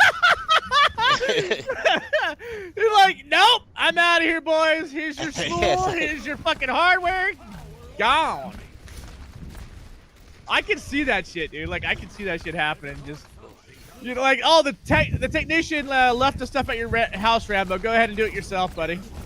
Yeah. Be happy with that. like how Amazon take the picture of when they deliver a package, like of it on your porch. They'll take a picture of like all the cable in your yard and be like, all right, I'm out. Trouble call done. You know what though? Like, at least that's an honest business practice, right? Right. Like, No, that they're not gonna. I mean, I can handle that too. I would be I okay. can handle like yeah, Dude, let me do it. I'd be perfectly fine digging my own trench all the way to the fucking pole and installing my own shit. I am okay with that. Yep, I have no issues at all, man. I'd be like, at least y'all gave me the shit. I mean, at least if they provided me with the shit to do it, I'd do it in a heartbeat. I could get it done in an hour, man. Or maybe not the trench part, but the house part. The trench part would take a little while. I'd just get my kids out there for digging. I'd be like, y'all dig while I do the house. Get to digging, kids. I don't know, man. Like now, our city. Okay, it's insane because if you've watched the CDC thing, they said, well, states are like the number of cases are skyrocketing, but they're being misrepresented because states are now counting positive antibody tests as positive active tests. And I'm like, well, that would have been nice to know before, CNN had decided to scare the shit out of like millions of Americans. Right. And so now our city council said, well, I know the governor's not going to issue a mask mandate, but our city is now. And now they no longer give you private property rights. Every business has to require masks. And they said starting actually yesterday. And it's going to be, the cops will come out, or a social worker, or what. I mean, they named up all these different types of, I guess, mask police. And they'll either provide you with a mask or ask you to leave. And if you refuse, then they'll summons you to court for a $9 ticket for your first 2 offenses, and then it jumps to $100. And I'm just like, well, I'm not wearing one. I could give a shit less by the time. I mean, the average response time is like 4 to 8 minutes for a murder in process. I was like, I don't think I'm gonna have to worry about. Oh, don't worry. They'll be there in 2 minutes flat for that mask violation, man. Yeah, I love how he's got this shit worked out mathematically. He's like, yo, I could get $300 worth of shit from fucking Safeway by the time the police show up. I got this. Yeah, like I'm out, man. I already done got my week's worth of groceries and everything. Like I'm cool. Because none of these workers, I mean, Walmart will, because they employ cops there at their location, but none of these other locations are really going to enforce the thing because they're not going to be confrontational. They're half of them are kids, so they're not going to be like, excuse me, you're not coming in this damn place. Like who the hell are you? Yeah, I'm 16-year-old. Like, I'm whatever. Like, so I mean, they're not gonna be confrontational. So, like today, we were all walking around in a local grocery store. I'm not gonna say it just in case COVID Karens are listening will come across this, but we were like grocery shopping, and there was a ton of people without masks, and they were checking out and everything like that. Nobody said anything to them. And I'm like, well, hell, if they're not gonna wear it, I ain't gonna wear it. Like, There's because a way I around it hate. too. All you got to do is say that you have a medical condition that prevents you Oh from no, no, wearing a no, no, mask. no. Here, our city ordinance said that if you say that, you need a doctor's note with you that proves Nope. it, and Nope. states the reason The why. Oh, American, the I know that's Americans, against the fed. I know, I know. yeah. But you have the only way to challenge that is to get your ticket, and then get a lawyer, and then go fight it in court. Do that at the $9 fee. Oh, by the way, I got my first ever court duty summons. Oh, nice. Sounds awful. Fucking sucks. dude. What, for jury duty? yeah. First ever in your life? First ever, bro. Dude, I Well, you wasn't. only have to do it once. So. I wasn't 18 years old for 1 month before I had my fucking first jury duty summons. I'm scared for mine. Dude, well, they want me to travel all the way to Phoenix, and that's a good like 5+ hours fuck away. that. So I'm gonna be like, I'm sorry, guys, I can't make it. My vehicle won't make that shit because it actually Fuck won't. no. It probably 5 won't. hours? Fuck out of Yeah. here. Yeah. How is that not a hardship? How do they not have people in Phoenix? Bro, that's what I'm saying, dude. Like, and I'm sure, like I told Val, I was like, watch, they're gonna find out that I have common sense, and they're not gonna choose me. Right? I can read, write, and speak English fluently. Oh, It's like sorry. it's you like gotta that go. episode of Becker, if anybody used to watch Becker, but Yeah, I remember. he gets Becker. summons from jury duty, and like he keep every time they keep asking him like, what do you do or whatever, and he tells him he's a doctor, and it's like, excused, and it keeps going down the line before he finally they ask him how does he feel on gay marriage, and he's like, oh well, there was an episode of Young and the Restless that had a very nice marriage ceremony or whatever, civil union ceremony or whatever. And he's like, oh, okay. And he's like, really? He's like, oh, just let me go get my book. And they're like, dismissed. And he's like, damn, I shouldn't have mentioned the book.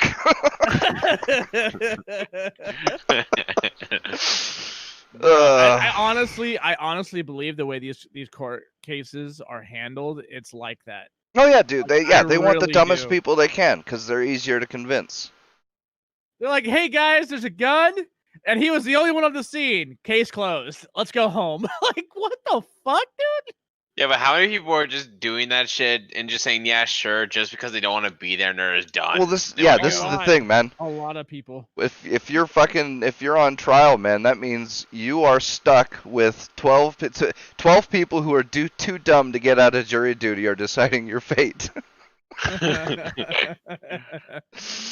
Bruh, and that's the shitty part, because they're like, oh yeah, you will be, you'll be in a state justice system, you'll be in front of a state issued jury, and it's like, state issued jury in West Virginia. I want you to think about this real quick. Like, you are fucked no matter what it is. But I guess you should start. Go ahead. I was gonna say, or you'd be like Rambo and be stuck in fucking OKC on a state issue jury. Oh God. Right. Yeah, there's nothing going on here, man. Like I don't want to be on jury duty until unless there's like a triple homicide or something like that.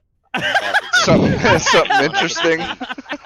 Yeah, I get to. Come on, man, give me the good stuff. Shit like that. Give me the interesting case that could be on some Netflix documentary later on about. My luck. If I ever get jury duty, it'll be like, did this person or not? I think it's No, funny it's that, Like, you have a right to request a jury trial, no matter what. So that would suck though to end up being on a damn mass jury. you're like, Rambo like sends a letter back. Sorry guys, I only do Netflix specials. Yeah. Do you know who I am? Like, I'm Rainbow on Twitter. Do you not know who I am? She's like, get out of here! I'm selling this shit to the highest bidder. Yeah, like, Like my jury duty comes with a price. You have no idea, sir. Oh, I need to get on some HBO special. We're not doing this. That's all I'm saying.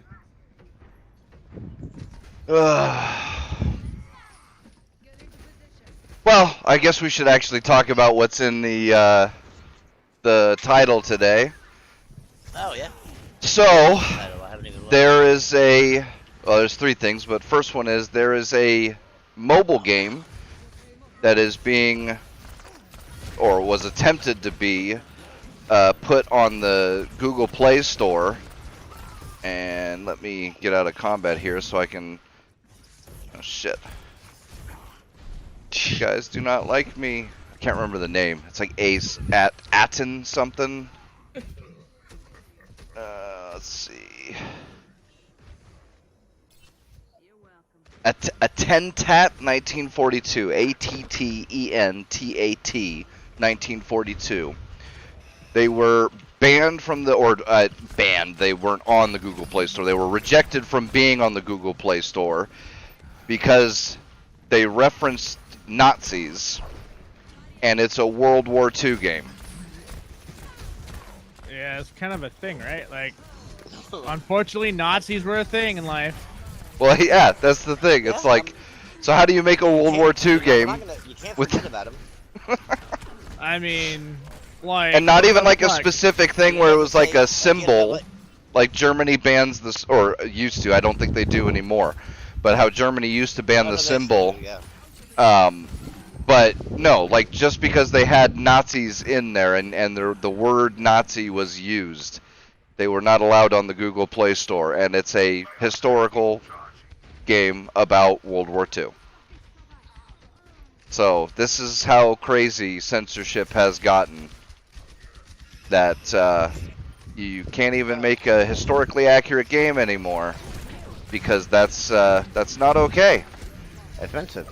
I mean, why would Why you why want can't to... they, why doesn't anybody just be a smartass about this and just be like, they're not Nazis, they're Izans. Thank you very much. And then They're- reverse They the should- symbol, bro. Like, They're Or Krauts. just if you just refer to them like instead of calling them Nazis, go the bad guys from World War II.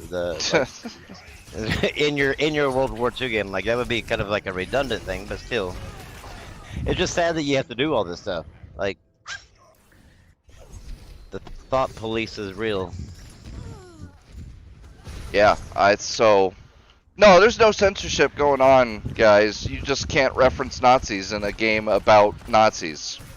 Well, they tell like the people that tell you that there's no censorship, they'll say that that's not censorship. That's just actually Google saying that, on my store. But I'm like going like that's capitalism. That's the free market. I'm like no.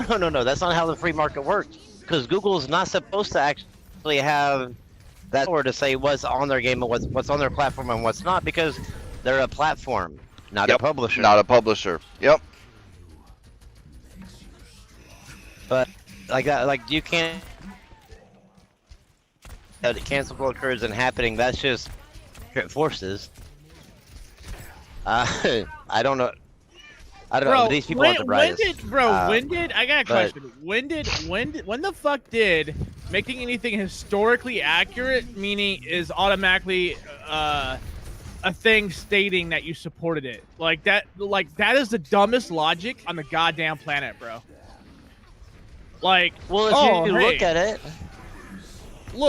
look at fucking what was it, that army or not, whatever, that fucking Nazi zombies, right, on EA. Like, technically that means EA supports Nazism, right? If you were to go by Google's fucking logic, that's fucking stupid, dude. well, I mean, well, yeah, but yeah, I Obviously, mean, if zombies that support what you that's mean. the sad part. They apply their logic sparingly. It's not like a consistent logic. It's just simply in the matter of the moment, and the matter like it's all specific. But the thing is, if you say like, why would making a historically accurate game be wrong? But look at what these same people that are actually saying that these historically games are wrong are doing. They're actually tearing down all of our all of our history that are here in America. So I mean, it's not. Well, I guess and around the world. Yeah, and around the world. Yeah, I mean, Yeah, the only Germany's way for been- communism to ever actually take hold is to get rid of history.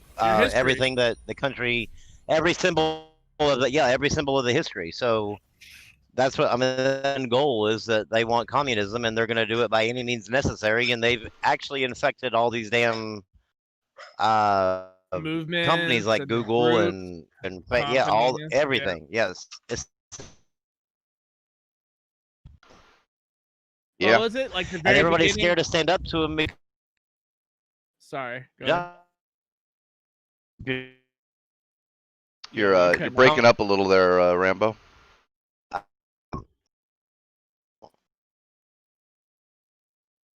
Nah, I was Let just me gonna say, let me I walk was just- around the corner here. That's I a was little just- better. Am I better now? Yeah, Yeah. there we go. There you go. Yeah.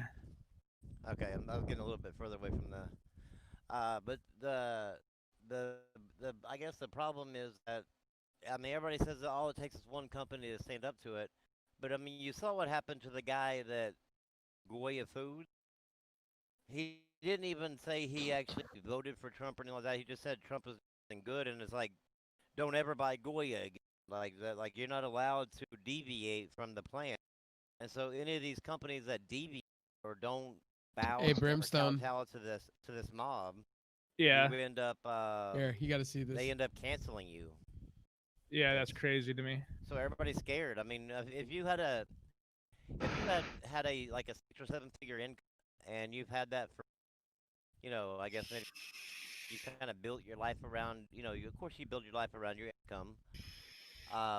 Losing that income would be quite the risk because you wouldn't be able to the bills that you're Well, look at the nobody's narrative willing they to take- spin, nobody's dude. willing to take that stand. Is Look at Rainbow the quiet narrative for that- anyone else, or is it just me? Yeah, he No, did he- get really quiet all of a sudden. He's quiet, but I can hear him clearer though. That's the thing. Here's the thing, right? Like, it's gotten so bad to where, like, if you or I were to have said, if we're public figures and we're like, oh yeah, I think Trump's doing a decent job, you would have about 20 different no-name fucking sites going about how you support racism. Yep. Right, And which then it's nobody- and then- bullshit, dude. It's fucking bullshit. Like Even and though they're the nobody same can ass- point me to a specific concrete example on video or whatever where he's actually said something racist Exactly. Well, that's- or done, Exactly. especially done, That's just but kinda- even said. But that's to like what. For the thing is that this lady that ran a gaming shop with All Right. When I mentioned something about you can't trust the news, she goes, "Well, what's funny is that we never actually had fake news until Trump." And I'm like, Bullshit. or until Trump said, until called them fake news, and I'm like, No, they've been this so- way since I was a kid. yeah, dude. oh yeah, I know. But see, I mean, that's the thing is like, they actually believe what's being so. Even And if see, you can provide them proof that, yeah, like they, and I even explained to her the same thing to her. I was like, they never actually called these same people that you're saying, are against him, or whatever. They were all for him before he ran as a Republican. So, and they never called him a racist or anything like that. So, I mean, like, how do you work that out? I mean, if you can work out the fact that there was never fake news, that, Trump has created this fake news, then how can you wrap your mind around the fact that all these people, like, what's that stupid Al Sharpton that's on MSNBC, downing, calling him a racist, 3.5 years ago was like buddy with them and, doing everything and giving him, NAACP awards. Right? yeah. I'm like, so how do you wrap your mind around that? Like, 'cause that, like, do you think all of a sudden in his 70s, he just decided to become racist? Like, in the last 3.5 years? Don't you know Like, that's how it works? Yeah, it's like, I Bro. don't know how you can wrap your mind around it. Well, but think about this, Rambo. Like, how many times have you seen images of side by side of the East Coast and the West Coast newspaper that's by the same publication post different articles with wildly different opinions? Yep. Oh yeah. Or even the That- same you article don't see- with different headlines. Exactly, dude. Like that's the shit that people Yeah, are. like, They never want to catch up on it, dude. They never want to believe it. They're like, oh, this isn't real. I'm like, dude, look at the fucking. You can go online right now, and go look up the Washington Post. Look at the Daily Press, and you'll see the fucking the bullshittery, dude. And like all of their, they don't hide it either because they know people eat that shit alive, regardless if it's contradictory or not. Yep, and what's crazy is that, I mean, like, they live in such a bubble that, like, one outlet will make a claim, and then every other outlet will run the exact same article just in their own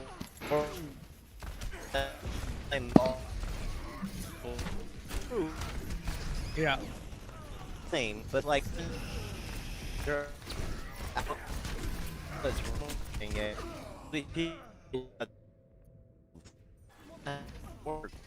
You're cutting out. Shit, yeah, you're breaking up again, Rambo. Oh, shit. See you guys.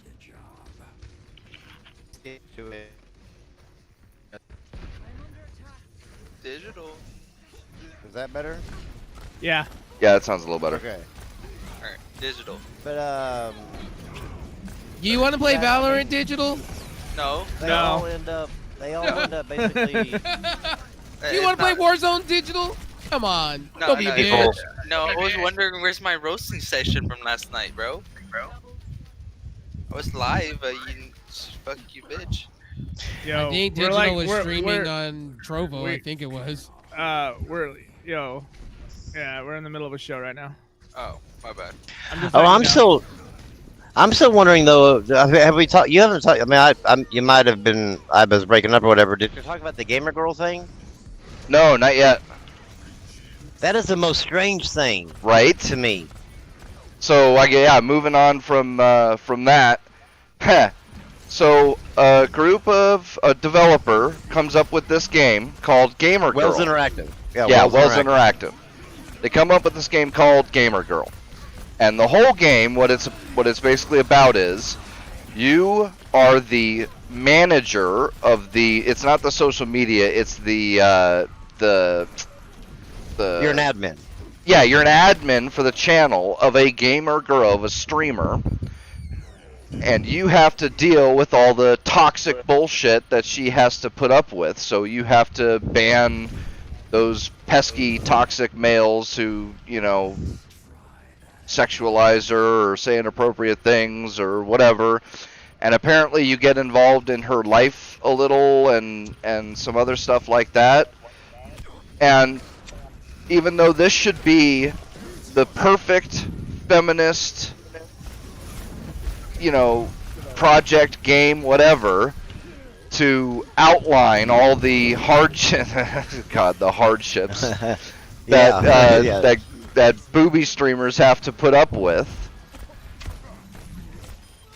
Of course, outlets like the Mary Sue and others are unhappy with it, not least of which because it was a bunch of straight white males who made it, and how could they possibly understand what those poor gamer girls put up with?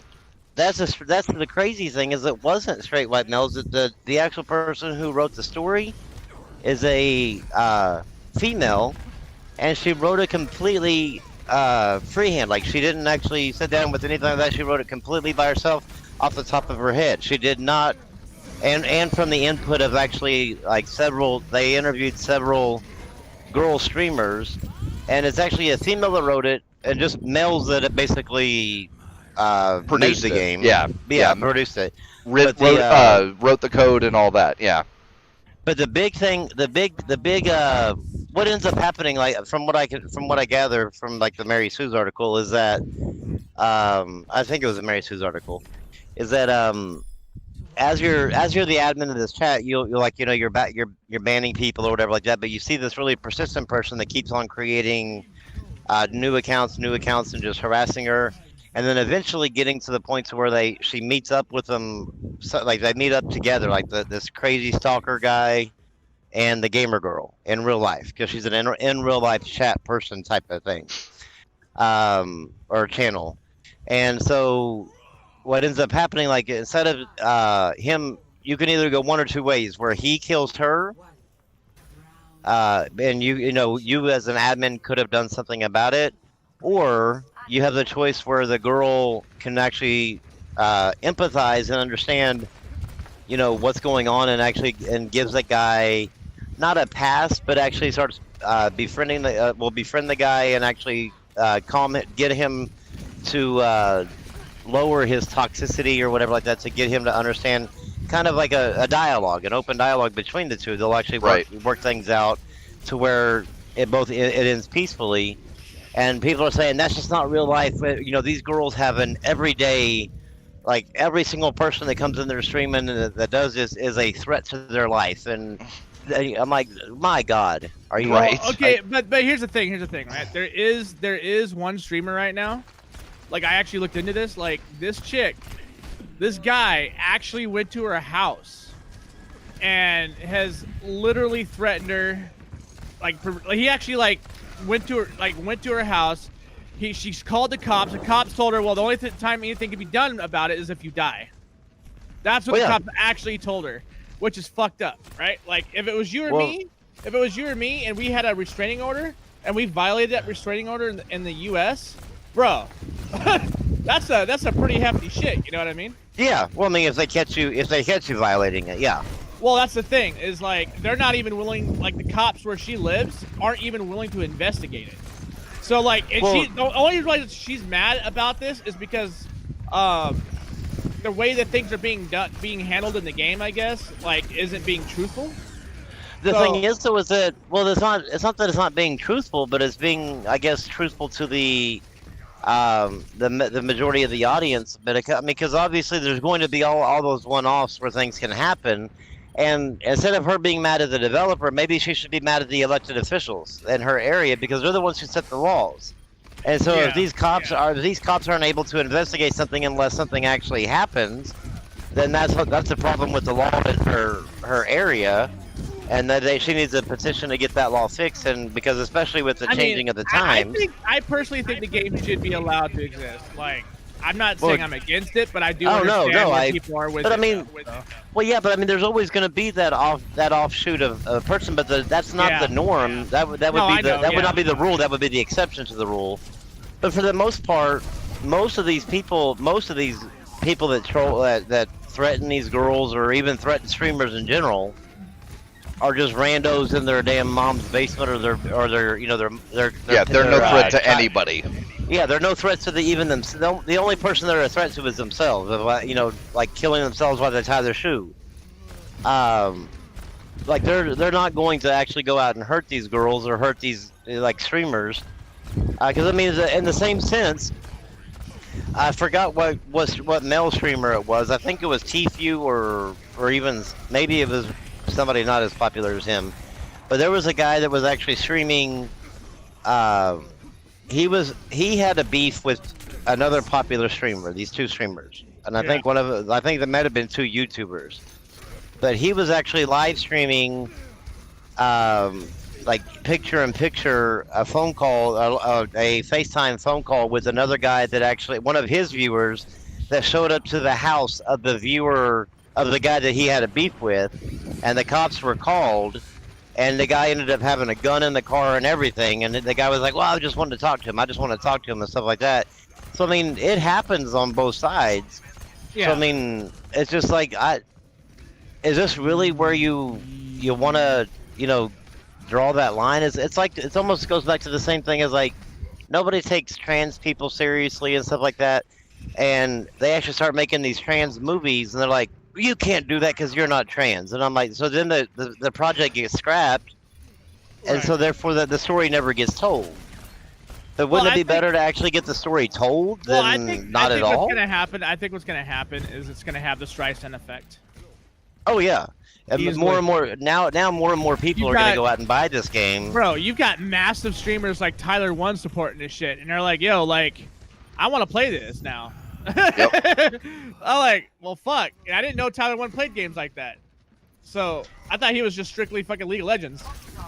Well, you even So- had PewDiePie say that. I mean, once that happened, he said he's now really interested in the game. Like, it's made him. I mean, I don't know. It's basically had the Mary Sue has created the opposite effect.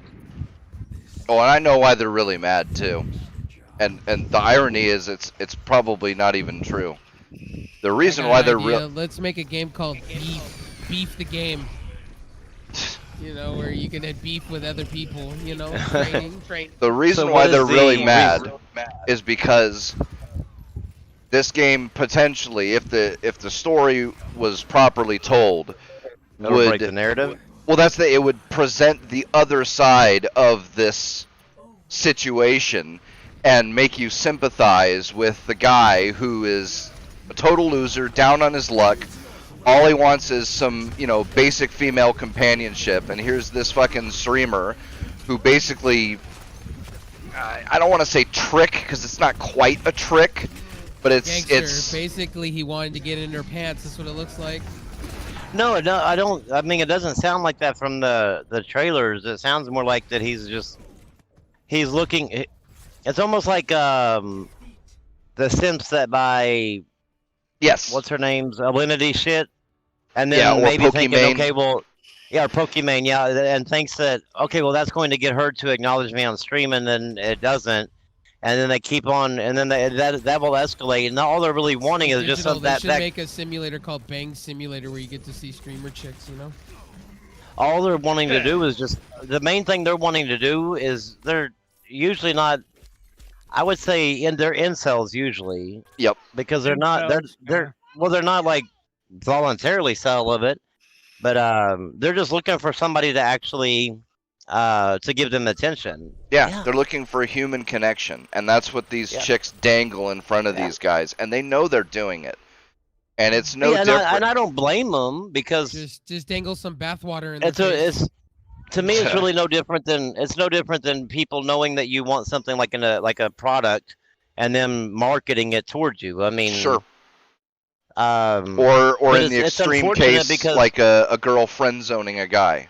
Yeah, it's Right. unfortunate because like this actually has a human effect to it, Yes. but it also is like dangerous in a way because you are preying upon somebody who has been rejected almost their whole entire life and is in a very vulnerable state. And if they ever get to the point of having nothing to lose, you really do got to watch out. And that's I mean, the thing. It's a dangerous game to play. Well, what's fucked up? Oh, sorry, Pete. Go ahead. I'll let you go first. Oh, they are exploiting a vulnerability in these men, and a lot of them do it with zero regard for the risks involved in exploiting. I mean, any situation where somebody is exploiting a vulnerability has risks. It doesn't matter if it's male, female. It doesn't matter what the vulnerability is. If you exploit a vulnerability in somebody, especially if you do it repeatedly over time, you run a risk of them, exploding or anything like that.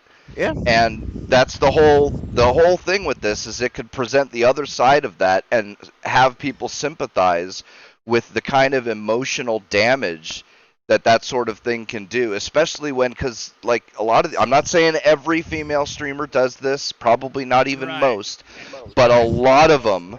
I mean, they say they're single when they're not. They are super flirty with people. They basically play the friend zone act. They play like they're going to be the girlfriend of some guy. Yeah, and then but of course they're never ever going to be that girlfriend. Yeah. Yep, they'll never be the product. You're just basically paying for an illusion. So here's the fucked part, right? Like, so the chick that I'm talking about, like, she's actually a pretty wholesome woman. Like, she doesn't dress scantily clad. Yeah. She doesn't have her tits out. She doesn't wear short shorts and bend over to pick up a controller. Like, she's actually a pretty like level-headed chick. And her main thing, play with straws on camera. Yeah, right. Yeah, she doesn't do any of that shit. She actually she suffers a slew of mental disabilities. She's got pretty bad Tourette's and. Oh wait, are you talking about that? Oh, you're talking about that girl. Yeah, the Tourette girl. Okay, yeah, but okay. The problem.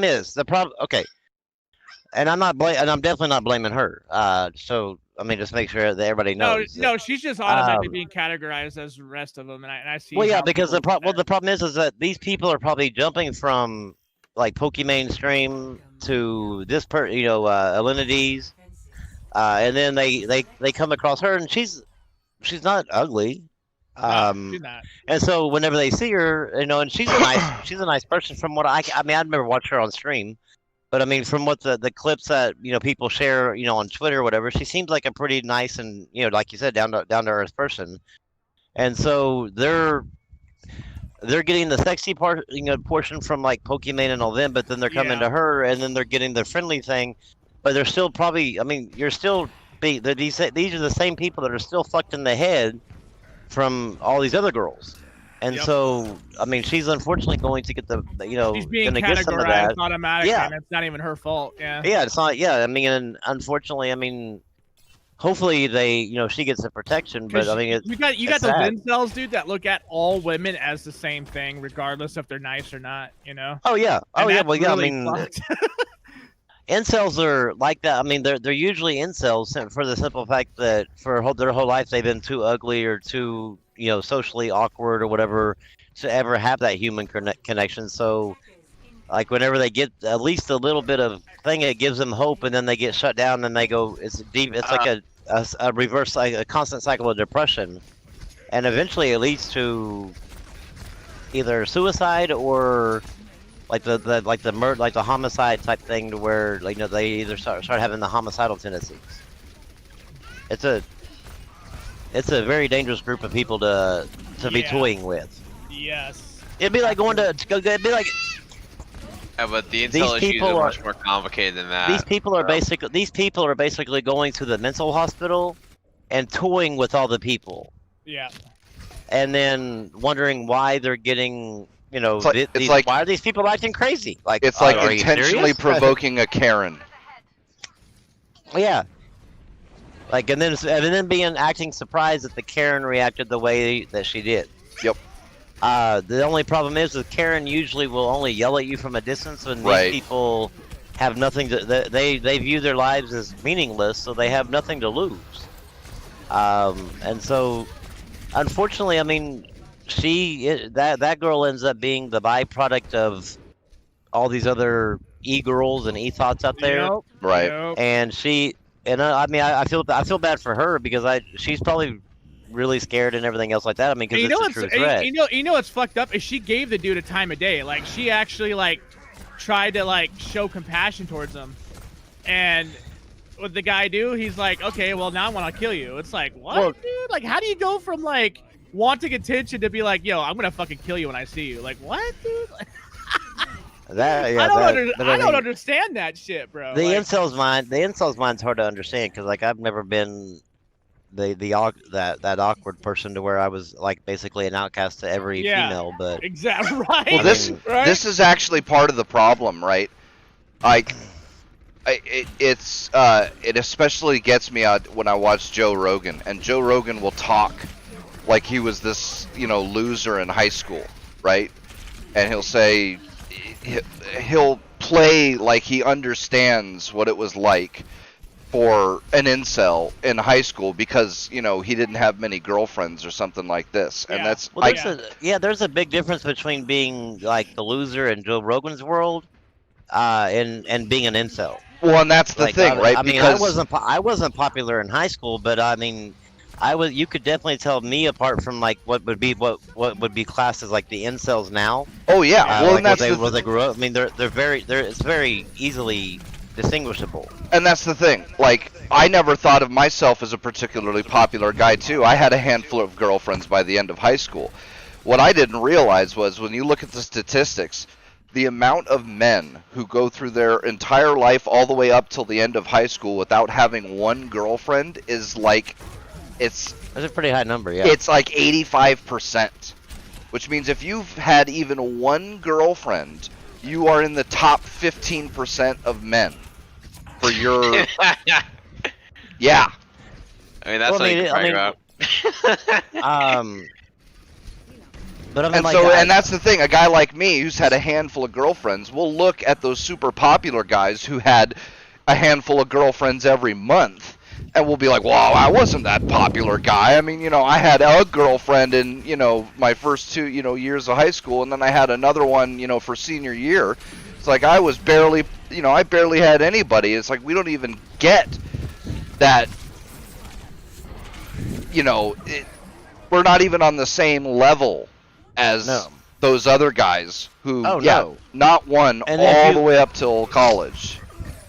And if you look at like probably like what you're saying as far as like the main reason why is because right now all these girls can just post the text messages or the screen grabs of these crazy incels like harassing them and threatening them.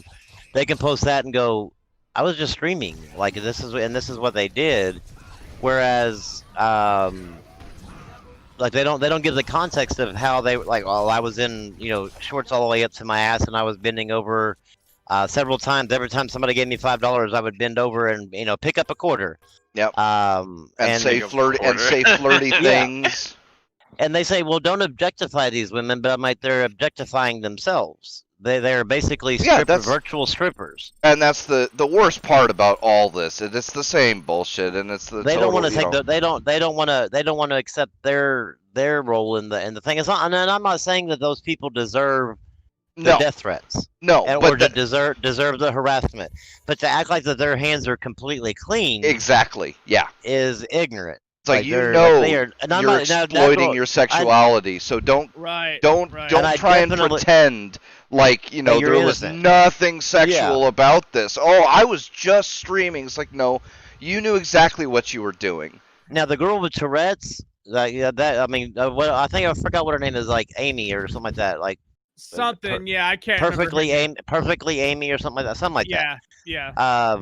But I know for a fact that she is not an e-girl. She's actually just she is just basically trying to bring awareness to show that even people with that Tourette syndrome can still do things that other people can do. So she's basically just trying to bring awareness to Tourette's, and then also to show that, hey, don't let that stop you from doing what you want to do. And so she is not that type of girl, but yet Right. it's unfortunate for her that these other girls have existed. She's got to be the sponge that has to take it all because of the other idiots. Yeah. Well, then you go look at a girl that just simply does, actually like League of Legends, that isn't, actually with the boobs out or anything like that, and just simply playing a game like what a gamer, does. Oops! I dropped my controller. Yeah, but I mean, those girls are gonna catch the brunt end. Maybe I should get some tinfoil, the rest of the tinfoil on. Get some tinfoil on, and go on stream with a tinfoil shirt and everything. No, dude, Rev, why don't you play put some on a League of two-piece, dog? Legends? Put No, a hey, two-piece on, bro. just body paint and call it art. Hey, Yeah. Brim, I just saw that on Trovo. Somebody doing the, the tinfoil shirt with the necklace, tinfoil necklace, and I was like, shit. Yeah, and like do that unicorn zombie princess or zombie whatever the hell her name is. Oh God, zombie unicorn. I want some unicorns and I want some zombies. So yeah, but she would Jack and hookers. She would like completely be nude and painting herself, and then say, "Well, I wasn't sexualizing." Well, come on, like right? You're not even a professional body paint My artist or whatever like that. Showing, so I'm not naked. Yeah, like you were literally just painting your body just so that way you can have a reason to be naked, so you can get viewers on the screen. Becky. To be technical, you only saw the side of my pussy when I've been. Yeah, you didn't see the entire thing. So whoa, she showed that. Yeah, so, I mean, Jesus. I mean, they know what they're doing. They know what they're doing. Was it shaved or non-shaved? Probably they're wasn't trying. shaved. They're trying to say Was that there's no problem with that, because I even got told today by not today, it was the other day on Twitter, that because there was I guess somebody posted like LGBT the alphabet. Hey, Brimstone, go do your reporting. Let's go. Let's see. Let's go. That the alphabet activists are actually hurting the cause more than they are helping it, because they're posting articles like saying that it should be okay for gay people to be topless in parks like where kids are. Why does it matter? Have you seen Twitch Russia and have you seen Twitch China? Well, I mean that's the thing is it shouldn't matter if they're gay, but I mean that's just wild, what they're. All I'm saying. That's just. Hey, dude, they were having a wet shirt contest on Twitch Russia. Okay. That's just what they were coming out with, like for these articles, Yeah. and we were saying like, well, why? I mean, it's like, why do you need to of all places? Why would you need to like pick the park? Like, why would you want to pick the place where all the kids are? I mean, it's really Hey. not looking good for Don, you. what kind of lube? Because I'm sponsored That- by like 5 different brands. It would be like it wouldn't be the to be beneficial for your movement. If you're looking for the topless movement, it wouldn't be saying, okay, let's go to the first place we want to actually like get to change the rules is the place where all the kids are, because there's already that connotation in the cis mind that I mean I'm using the terminology I that know. whatever that that they think that gay people are more gay people are the pedophiles than straight people. And so, but I mean, you're kind of feeding into that narrative that Mhm. like you're fighting against. So, and I was like, well, I replied to was like, there's no way in hell I would take my kid to a park where people are topless. Like they just like they don't that's not what I want to subject my 3-year-old to. And somebody said, well, you're sexualizing your kid, and I'm like, the fuck. Okay, so let's not talk about the gay parade that happened in San Francisco last year, Yeah. where there was Well, a no, kid, there was a kid and her mother literally looking at a dildo booth, dude. Like, Yeah. what? You want to talk about sexualizing your fucking kid? There you go. Yeah. Like, what? And I told them, I said it's they go, well, kids know nothing about breasts being sexual organs or like sexualized until they're older or whatever like that. So What? the kids would never know the difference. I was like, that's weird. I was like, because I can get out of the shower and get dressed, but have my shirt off and walk out of the bathroom, and my 3.5-year-old will go, why are you naked? And I've never once told her that you can't be naked because mommies and daddies I've never talked about the sexual stuff or whatever like that. She has just come to understand that you need to be dressed, and so she's like they were like, well, that's the problem with you because you're sexualizing your kids. You're teaching them that these are sexual organs, and I'm like, no, I'm not. Actually, I would kick your ass if you walked up and said they were fucking like talked about that to my kid. Like, I'm not talking about my kid at 3.5 going, well, this is a dick, and this is. I'm like, no, like I. never. But these people concern me though that are trying to do this movement thing. So, I don't know that they're strange, and I don't even Yes, know how they the are. hell we got on that subject. No, it's just weird, dude. Like the alphabet people have been doing this shit for years, bro. Like long before Yeah. they became SJWs.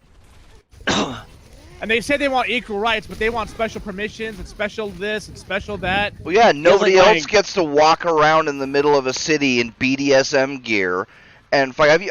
God, the pictures that these guys in the skimpiest micro bikinis with fucking basically condoms over their wangs, dude. I'm telling I can you. I can guarantee you that if we had say a freedom parade right now, like we were here in Oklahoma, we were talking It'd be about considered the okay, racist Parade, shit in you'll the spread world. coronavirus, but how a But if protest we- though?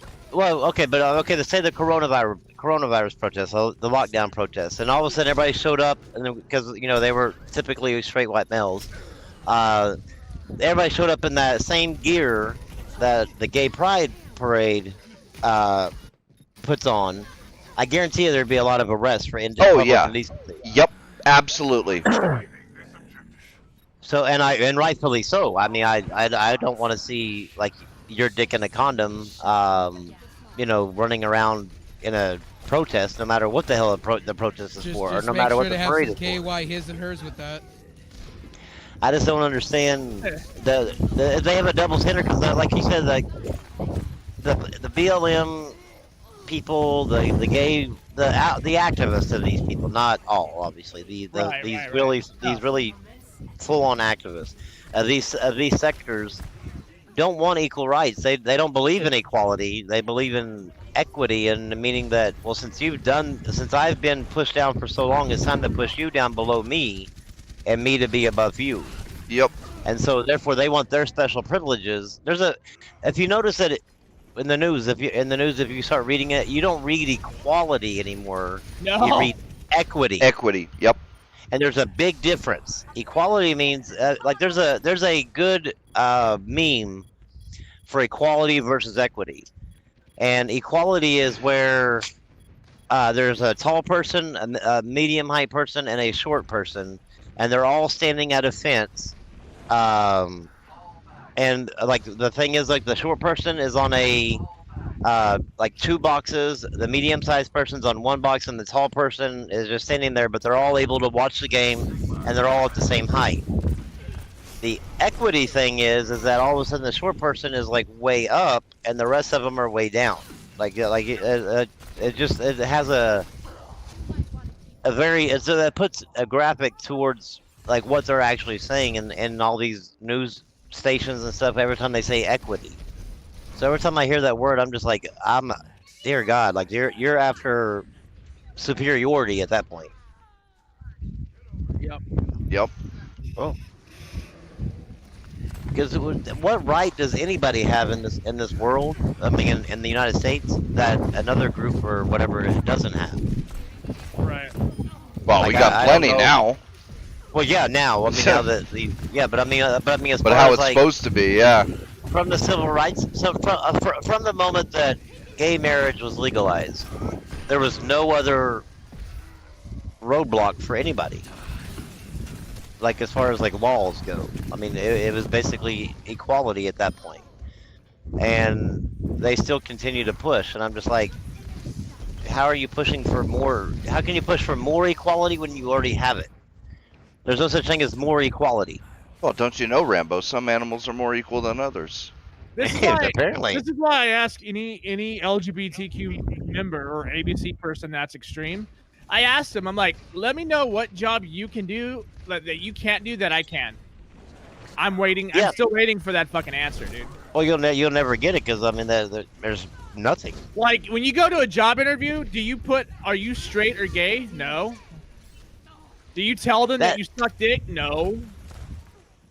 Like, because it's not relevant to the job.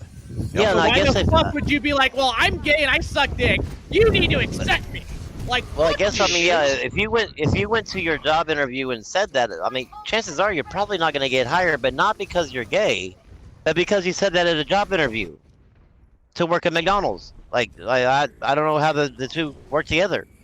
Like I don't give a shit if you're gay and suck dick, and as long as you can flip hamburgers, and that's all I really care about. So don't come in there and tell me. Oh yeah, it's the activists are they're not the civil rights icons like from before. No, they want to be so badly, but they're just not. They do, but they're completely all hurting their causes. The feminists, the LGBTQ, the Black Lives Matter activists, all these people are hurting their cause more than they are helping it. And it's just like, how do you not see it? Like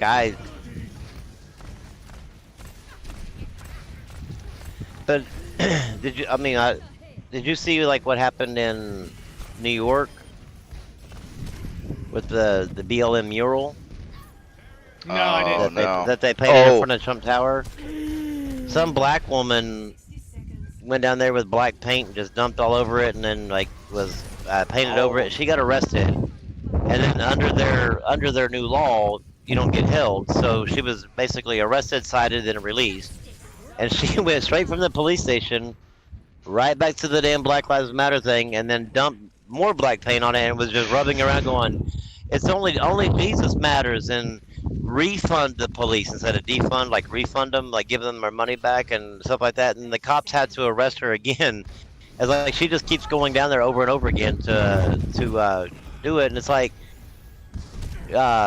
Tim Pool actually said something smart. He said instead of doing that, sue the city, like go down there and petition the city to say, okay, on the next block I want to write all lives matter, and they'll say no, of course. And then you go, okay, well I'm going to sue you because you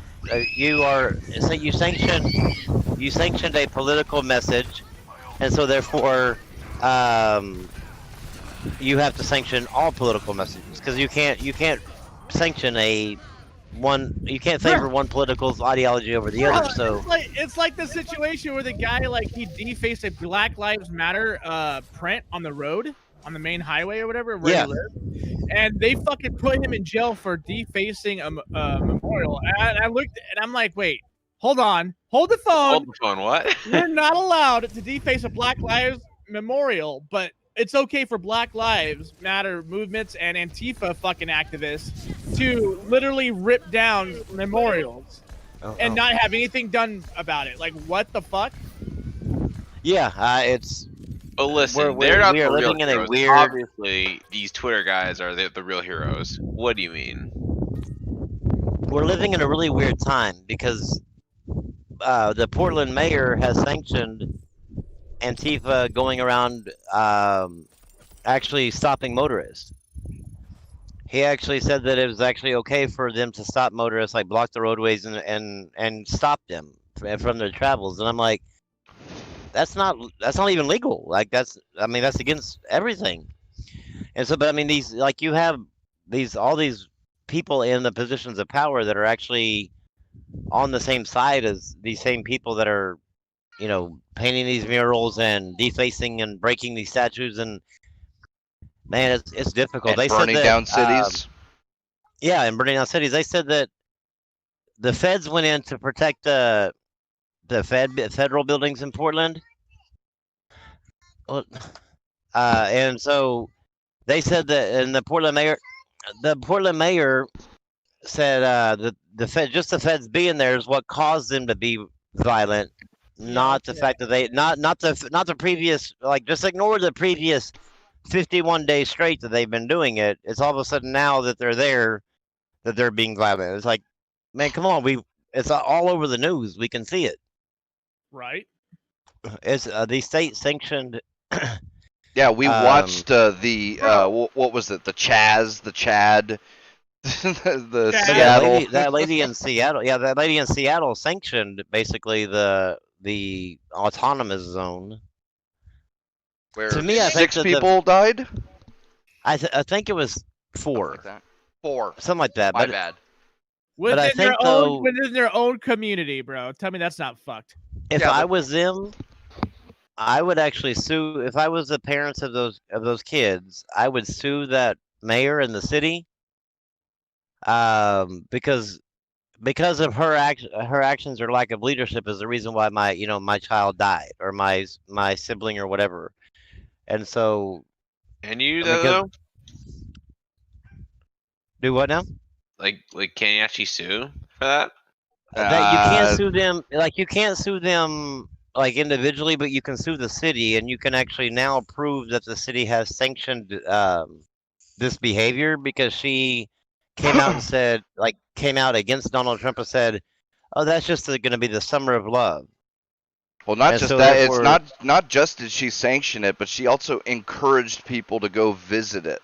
Yeah, Yeah, it's crazy, man. And God, the irony of people who are anti-police, anti-border, anti-gun, anti-voter ID, and literally within 2 days of this place getting erected, they had borders set up around their area, checkpoints where people were checking ID before letting you in, armed militia basically patrolling the streets, and a Scary war rifle. Watch and out. a Scary war rifle. yeah with AK-47s and shit, and a warlord. It didn't even take 2 days before they had a warlord. no, it was really weird Didn't they because take him out? Didn't they like arrest him or some shit now? Like he's. oh no, well, I don't know if they ever arrested him. I would doubt it, because the Seattle police are worthless. Oh, their He's gonna hands go are and tied, be like, I think. "Listen, allow me to rule Chaz again. Long live Chaz." What was funny? Did you see what Steven Crowder did? Yes, Oh, yeah. Used It was fucking Chaz, hilarious. or not Chaz. What was the name of The- the warlord? The warlord. His name was, I forgot. He was some SoundCloud rapper or what. I forgot. Yeah. What his name was. Raz Simone. But Raz. he had a B&B Airbnb. His Yep. actual apartment was an actual Airbnb. So what they did while he was in Chaz was rent his fucking apartment and create Chaz 2.0 and spray painted the walls and everything in his house. And then took pictures, but then they took pictures of it and was like passing them around. They even passed around flyers all over Yeah, the inviting Chaz people. to Yep. come. Inviting people to his house. And then once Antifa and Raz and all them they caught wind that they were actually at his house. They had to evacuate real quick. Yeah, So they they were sent people out obviously there. they were up there with guns and stuff like that rather than and so Of course. but I thought that was just like, but you're down there destroying the city, so why can't we destroy your apartments? The same thing. Like we paid to be here. Yeah, you claimed a section of the city as an autonomous zone. We claim this apartment as our autonomous Yeah. zone. Yeah. Yeah, it What's, happens just to be your apartment, but And hey, they weren't just vandalizing, man. They were supporting the cause. They were painting BLM Oh, on the yeah. walls and shit like that. I mean, they Yep. were part of the movement, man. they painted ACAB and Black Lives Matter, and it was just fucking hilarious. I was like, All I'm saying is, if I knew this sooner, I would have probably had the Chaz to become some form of an emperor there. All I'm saying. I should have thought of that. what was the most ironic thing is that these pro BLM protests, like they actually had a group of actual Black Lives Matter, not really Black Lives Matter, but I don't know if it's a chapter or whatever, but these black women that came down there and was like, look, y'all are hurting the cause here. Y'all what y'all are doing really isn't helping and stuff like that. And they had white people telling them, no, you don't know what you're talking about. Like Yep. we are helping you. You like I'm like going, the fucking irony. Silly like, Negro, you're not smart enough to know what's good for Yeah. you. And now, did you see what the United African American Museum came out with? What like they came out with like, what is whiteness? Oh God. And it basically says that everything, hard work, individualism, the nuclear Oh family, yeah, I saw like setting that shit. schedules, everything is actually whiteness. And I'm like going, the African American Museum is basically promoting white supremacy. Yeah. These stupid little Negroes couldn't do anything without the white people. That's what they're saying. Negroes isn't a bad word. I'm not. No, I know. but I know. But no, that they're saying that like that's what they're basically saying. I'm like going, that's insane because like the black people, the black community, they have hard work. They have the nuclear family. They have like it's not like the white people didn't come over there and teach them that. Like it's just No. it's ingrained in them. Like I that is so stupid to me that you're basically claiming everything. The only reason that you know what you know is because white people taught you, and it's like, oh my god, like you are literally preaching white nationalism. Yeah, that's the most Yep. white supremacist thing I've ever heard of.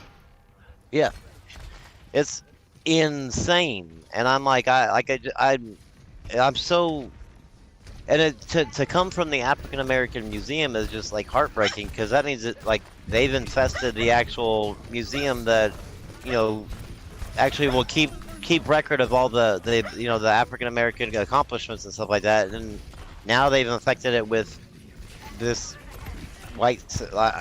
You're basically making all the neo-Nazis happy. Right. It's like, yeah, I Oh, agree. totally. I couldn't agree more, man. No wonder. I mean, I can almost guarantee you could have BLM and neo-Nazis in a march together at this point. You might as well. Yeah, I mean, they're the exact same people at this point, and it's insane. Like and it's not really I don't know if it's so much Black Lives Matter movement is more Marxist, like they're doing the more Marxism thing, but it's that the far leftists, the identitarians or whatever that, or the what are they? They're not collectivist. I forgot what they call. Oh, they it. are collectivists. No, intersectionality. Intersectionality. The the intersectionalists are basically just white supremacists on the left. They're the left's version of neo-Nazis, and it's just like, wow, like you were just allowing this to be propagated. If like say Richard Spencer had put out the exact same statement that the African American Museum put out on his Twitter, Twitter would have banned him. Yeah. Yep. Yeah, he would have been yeeted in a minute. But because the African American Museum did it, they allowed it. It's like, do you not? It doesn't matter who's saying it.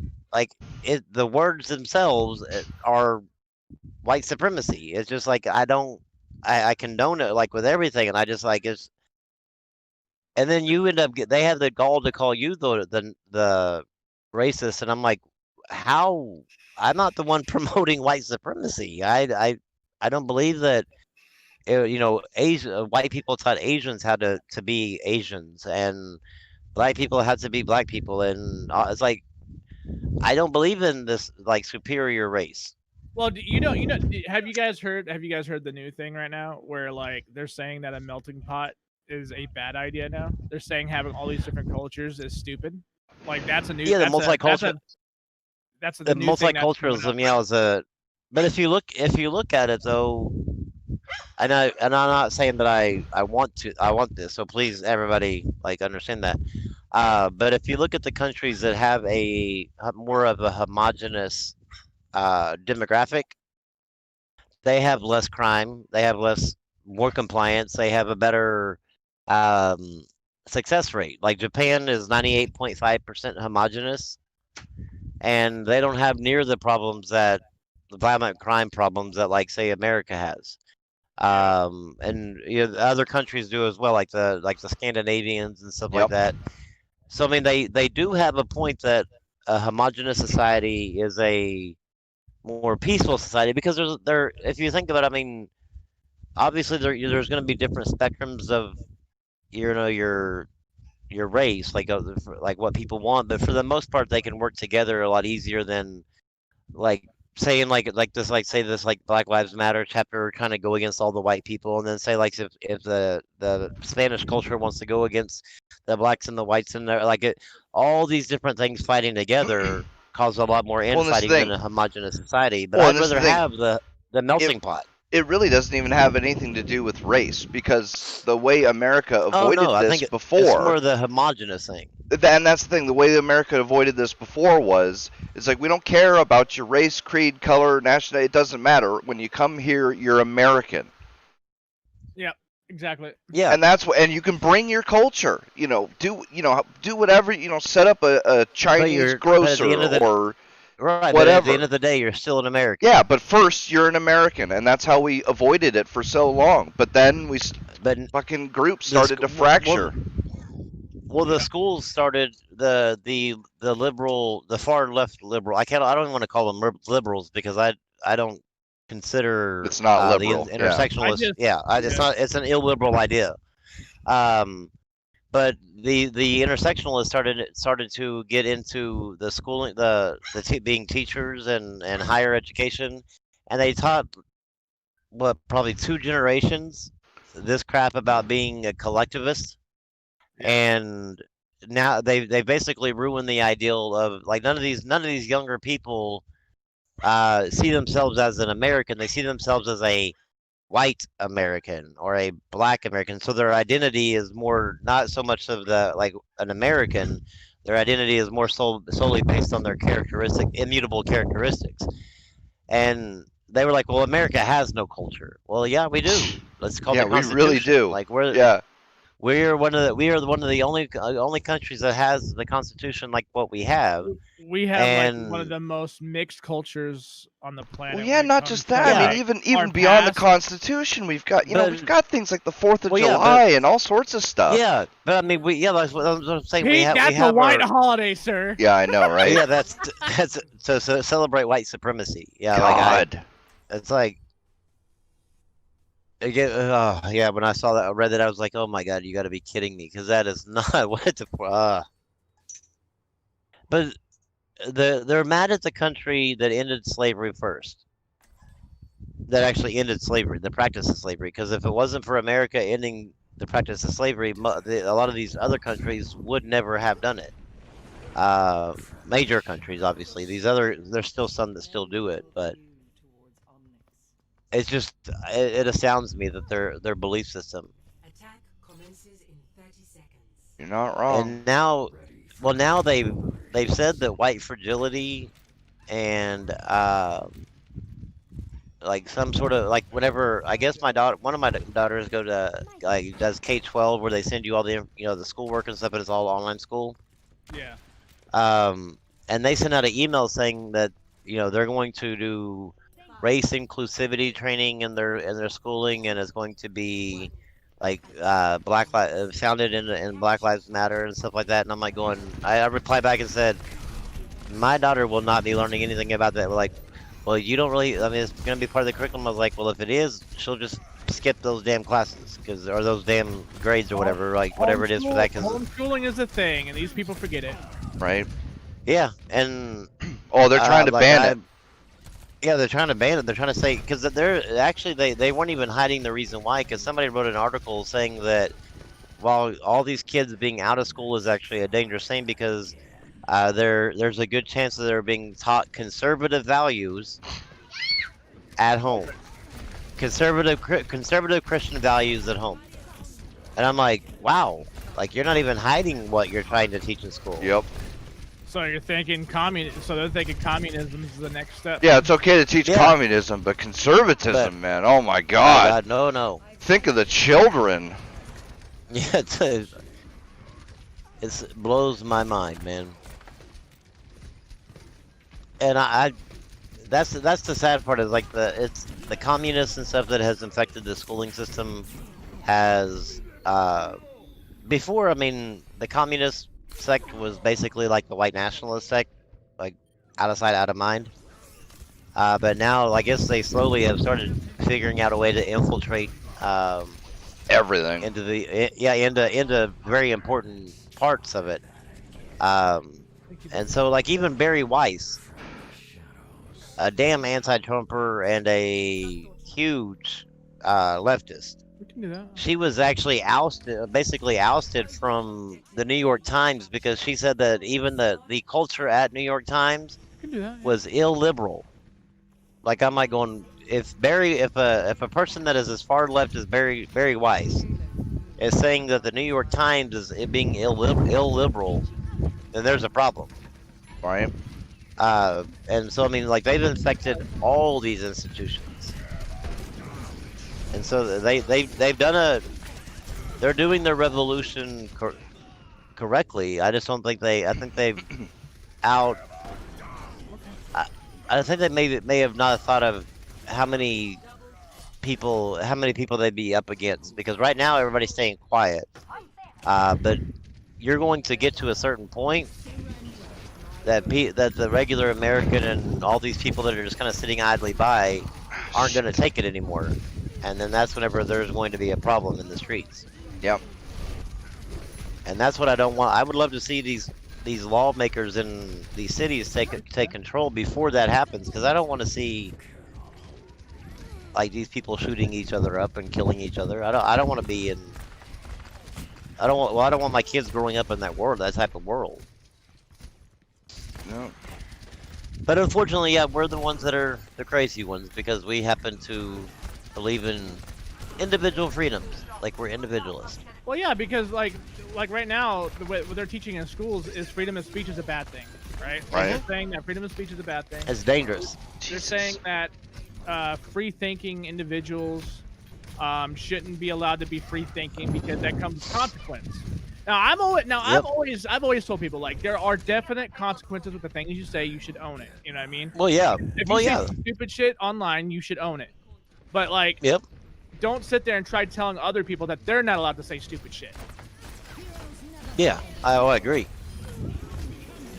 But the thing now, do you believe in the idea that people that partake in cancel culture, if you find that they said stupid shit that would, basically be against what they deem as appropriate back in the day, like how they dig up like say 10-year-old tweets from these people and then cancel them over that? Are you for the idea that if somebody digs up 10-year-old tweets from these cancel culture people, that you should try to cancel them, that you can campaign to cancel them because like they should get a taste of their own medicine? I would never support it, but you're not going to see me crying about it happening to them. I'm in the same boat. I'm in the same boat as Pete. Yeah. And this is the thing. I would never partake in the thing of calling their work employment or whatever like that. I'm like, but I mean, if it's happening, I'm gonna just be like, You reap what you sow. Like I mean, You I'm know? not gonna. I wouldn't say here's the- anything, but the here- snake's I gonna wouldn't- eat his own tail. So I was gonna say I wouldn't say anything, but I would enjoy the show. You know what I mean? Oh yeah, I would And definitely that's- enjoy it because I would think, ha, you get what you deserve. I'm Well, like, that's the you- thing. I don't want it to happen, but the problem No. is that they're not going to learn until it happens enough to them. Yeah, Oh, Because it's already so started it's one of the- happening to them, but it's one of those they still push catch-22 forward. things for us. Yeah, Dude, it's one of those been catch. happening. It's, Remember when Antifa was like, "You're not Antifa enough"? Yep. yeah, Like it's been But it's- happening. So but it's a catch-22 for people like us, the conservative, like freedom conservatives or freedom libertarian. You know, that they don't want to see that happen because everybody should have their own individual, rights and whatever like that, and right to say what any dumb shit you want. Because I believe I'm a freedom of speech absolutist. I believe that you Yeah. should be able to say whatever the hell you want. I don't give a shit. Now I'm not saying that a company that you work for can't like what you said and then fire you over it because, they can. Because the company that you work for doesn't have to abide by the Always Constitution. me. They're a private company. now But- there are things such as platforms and publishing houses, right? Now, Yeah. Oh, platforms there's a and big publishing difference. houses should be held to a higher standard than say you or me. I don't believe a publishing house or a platform should have the right to fabricate lies and stories to get clicks for the sake Sure. of being the news or being an Okay, outlet I can- for the news. I can definitely Like- agree with that. Yeah. Because like I brought this up so many times, and it's something I stand by. They should have never gotten rid of the Honest Reporting Act that they had, because that was what was keeping everybody fucking honest. Now that's gone, everybody's saying whatever they want, whenever they want, and anytime they get called out for it, they don't have anybody to answer to because nobody acts against them because they're afraid of the backlash. Oh, I'm a And I firm think that believer. I'm a firm believer that the libel and slander Me- laws are not strict enough. I don't think you should Not- have to prove intent. No, and I don't believe that if you are a public, well, I mean, you don't. Okay, if it's just you and I don't have to prove intent on you. But if you are a public figure, if I'm a public figure, and you say something, then I have to prove your intent. And I don't believe that should be the case because I don't believe that just because you're a public figure, gives somebody else the right to say whatever the fuck they want to say about you just because you're a public figure. Correct. I completely agree that Donald Trump was right whenever he was talking about the libel laws need to be changed in this country because these newspapers and these opinion pieces, they just run wild speculation and wild accusations that cannot be proven, and since they are a public figure or hold office, well, since you can't really prove their intent, which is almost impossible Yeah, to, it's impossible. to Yeah. prove, except like in the Carl Benjamin case. That was actually one of the few times because that woman was just dumb enough to go onto Twitter and explain her intent. But for the most part, it's impossible to prove. So therefore, you can basically they can just say whatever the hell they want without impunity, and so can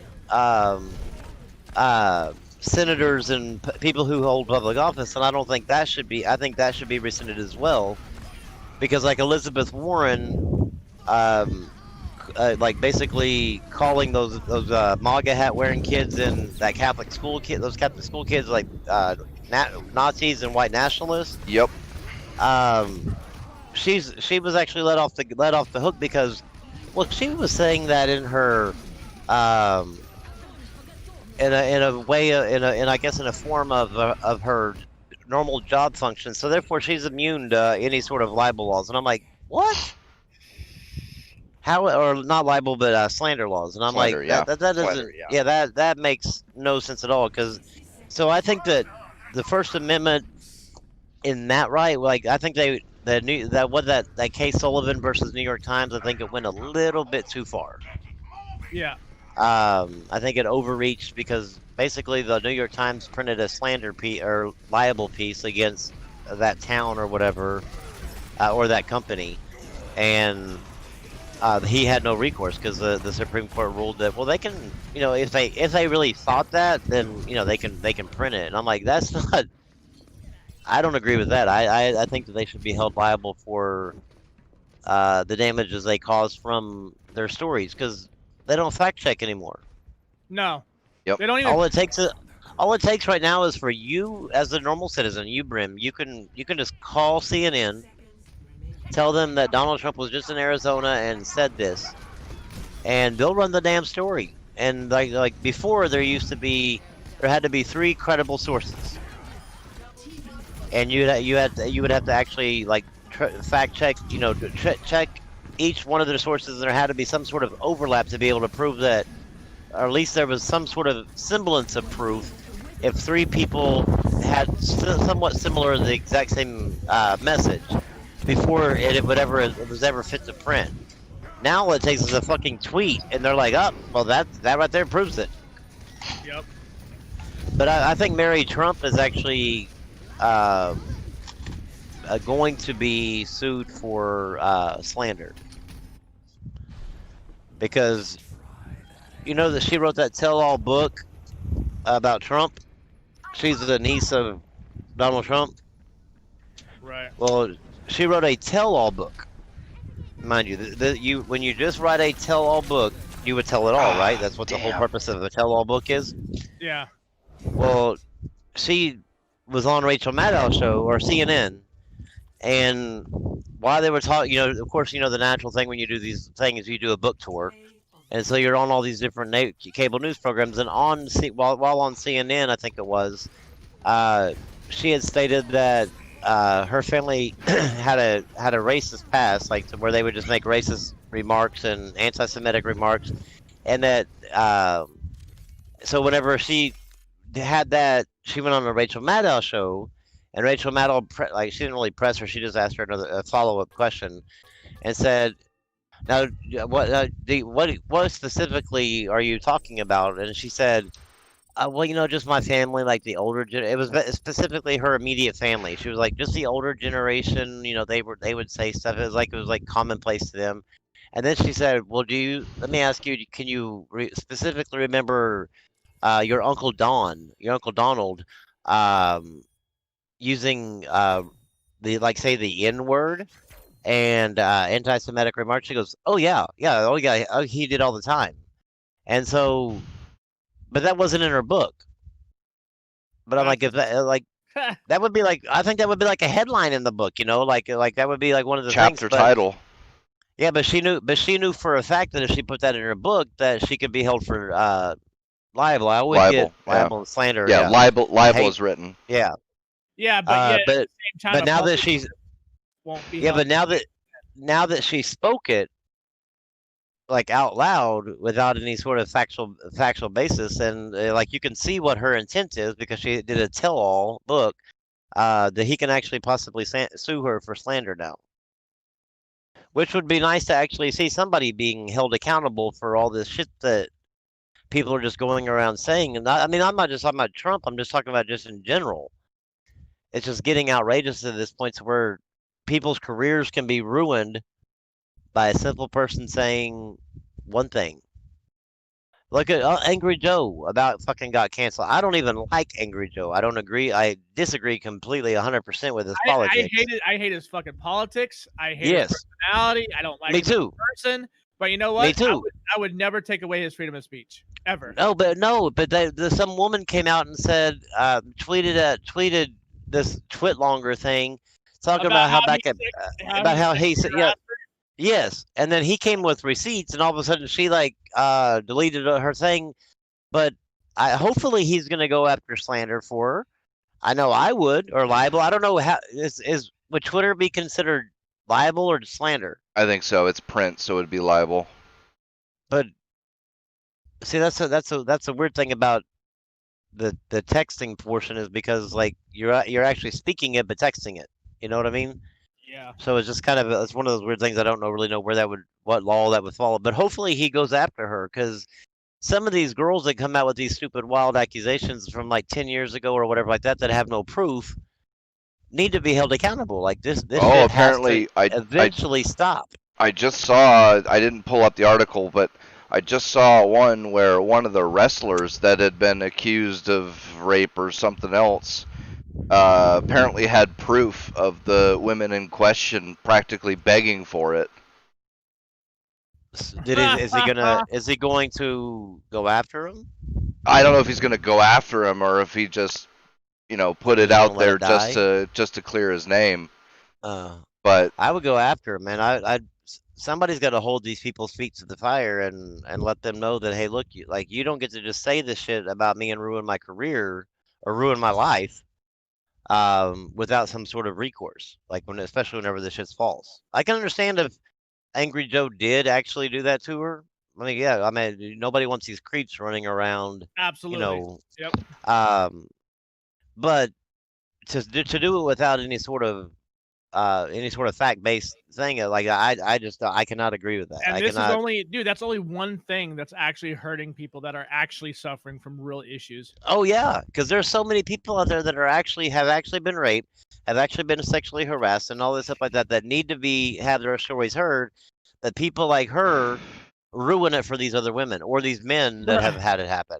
Bro, there's this YouTuber that I used to watch a lot, and he shouted out the old Brimstone vlog a long time ago, and it's Swifty, dude, Swifty, bro. Like if anybody knows Swifty and you watch his content and you watch his vlogs, he is like one of the most like wholesome people on camera, right?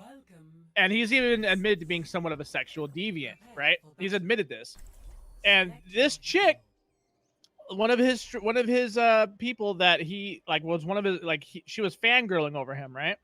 She pursued him. He ignored her, kept pursuing, and then he finally caved. He created the gamer house, moved her in. She had a relationship with this guy while seeing another guy. Fuck this dude as much as like anytime that she wanted it, he gave it to her. Bought her shit, took care of her. And then, like, all these years later, dude, she's like, oh, he raped me.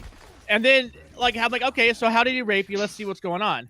The story she puts out there is quite literally she was crying while sucking his dick. I'm like, what, dude? Like, man, if that's never happened, you ain't doing it right. I mean, hold up. Bro, like, I mean, can you imagine crying while like, oh? Why didn't you just get up? Why didn't you just leave? Because she was real. What it Because turns the out D was is, too like, good, dude. Dude, what it turns out was like she didn't like that he didn't dedicate himself to her, right? Because she left this dude that like treated her good. Okay, and it turned into a regret thing later. You know what I mean? Like she regretted it later.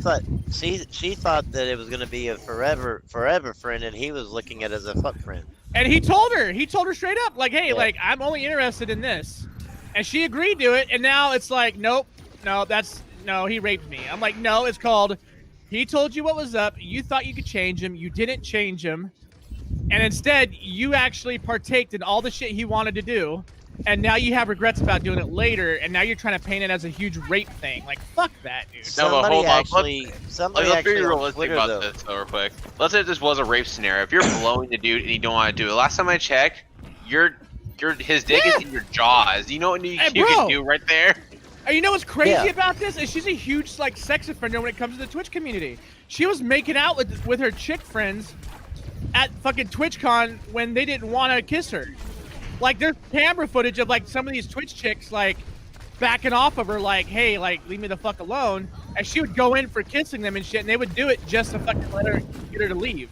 And yet Swifty's the fucking criminal here, boys. Like, well, I mean, he's the guy, so I mean. Yeah, he's always, guys are always the criminal.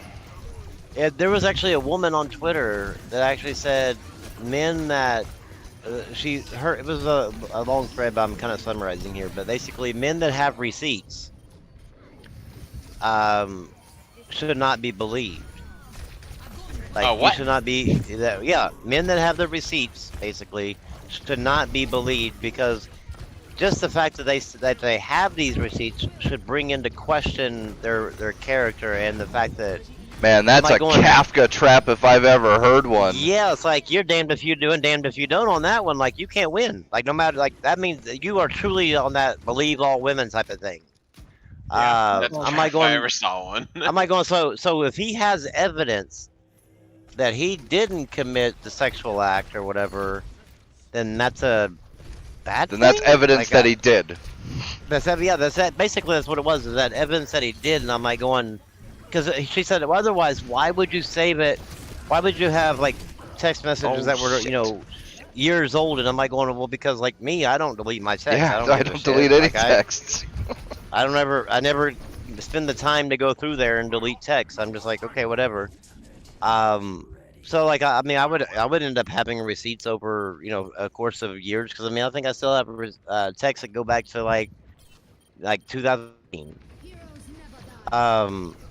But it was like she put the guys into sort of like a conundrum. Like, no matter what you do, well, you're fucking guilty, and you're even more guilty if you can prove that you're not guilty.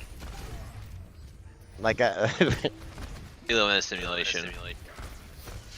I know, but the simulation's fucking done broken, dude. Right. Even soda pop and that one chick that he was with, like she was trying to say that she got raped by him, even though Oh yeah, I remember that one. even though they were together and they were a thing, and she was showing her fucking pussy on camera and talking about sucking dick, having sex. One of the biggest reasons why she got banned was because of how sexual in nature her shit was, and then she wants to tell people, oh yeah, he raped me. I'm like, come on, Yeah. dude.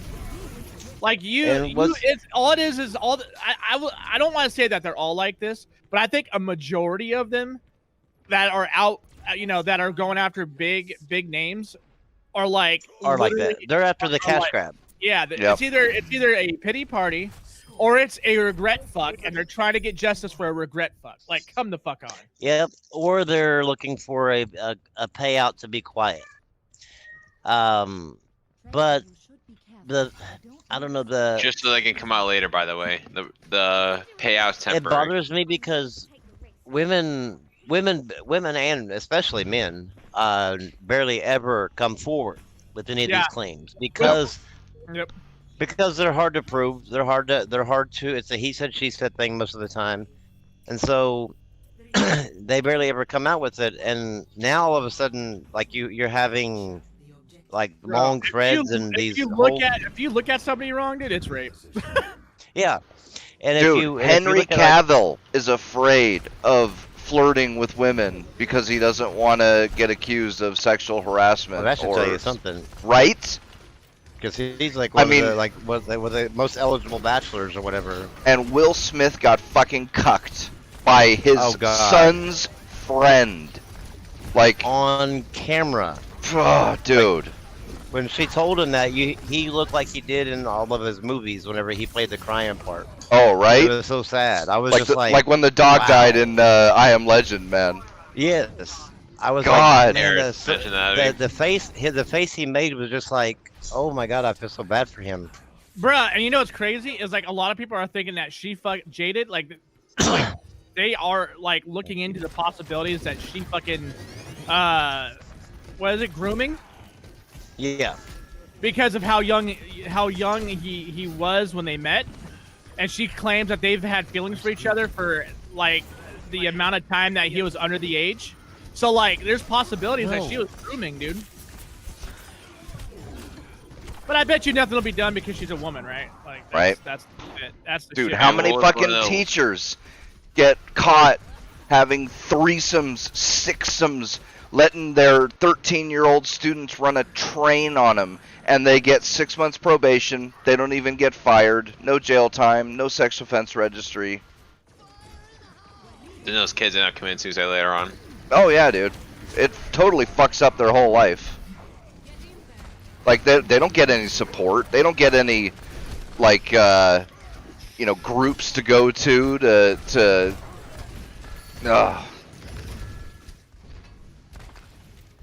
Yeah, that's crazy shit, bro.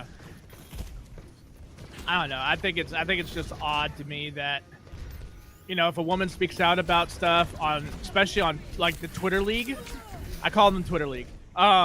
They're heard and they're listened to, but if it's a woman that has actual issues that's not well known, like they're like, yeah, I don't know about that. Like, what the fuck? They're literally acting like the top 1% right now.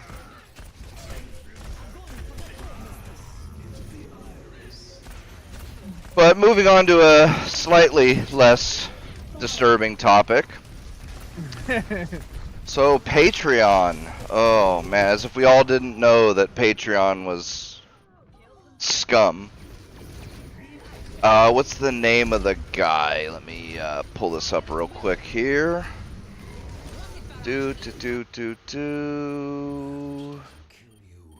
Slugbox.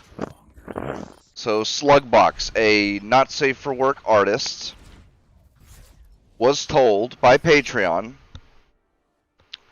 that because of things he had drawn for his inactive hentai haven. There's the Truly man of culture. Yeah.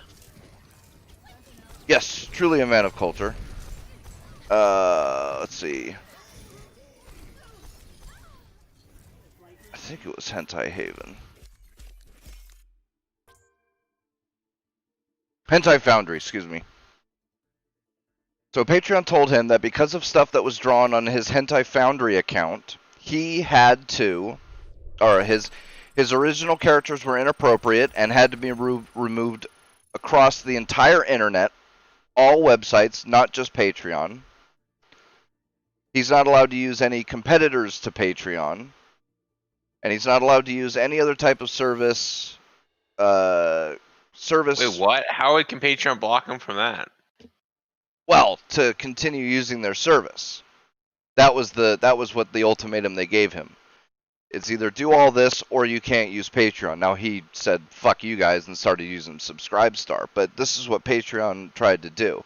And the whole reason was because one of his original character, or I don't know if it looks like a My Little Pony character, but it might be his own creation of a character like a My Little Pony character. I don't know. I don't care. They said that it's an animal and thus drawings of them are inappropriate. And I warned about this. And when people always ask me, oh, why do you defend Lolly? This is why. Because it starts with that. And I said exactly this would happen. It's like, okay, Lolly is pedophilia. The next thing they're going to say is monster girls are bestiality. And then the next thing they're going to go after is, incest, two drawn characters, or any of this stepbrother, stepsister shit on Pornhub. Oh no, that means Pornhub's going to love its fan base now. Right? That's real incest, or that's too close to real incest. That's got to go. And then it's just going to keep on fucking going. And, dude, it's, God. And the reason this pisses me off so much, because I really could get, I'm not into furry shit, I'm not into lolly shit, I'm not into incest shit, I'm not into any of this stuff. Like, I'm into some funky shit, let me tell you, but not any of that kind of stuff. Not that kind of funky. The reason I care so much is because the same exact arguments that are used against all of it are the same arguments that are used to say that violence in video games causes violence in real life, or violence in movies or TV or whatever it is causes violence in real life. It's the same exact argument.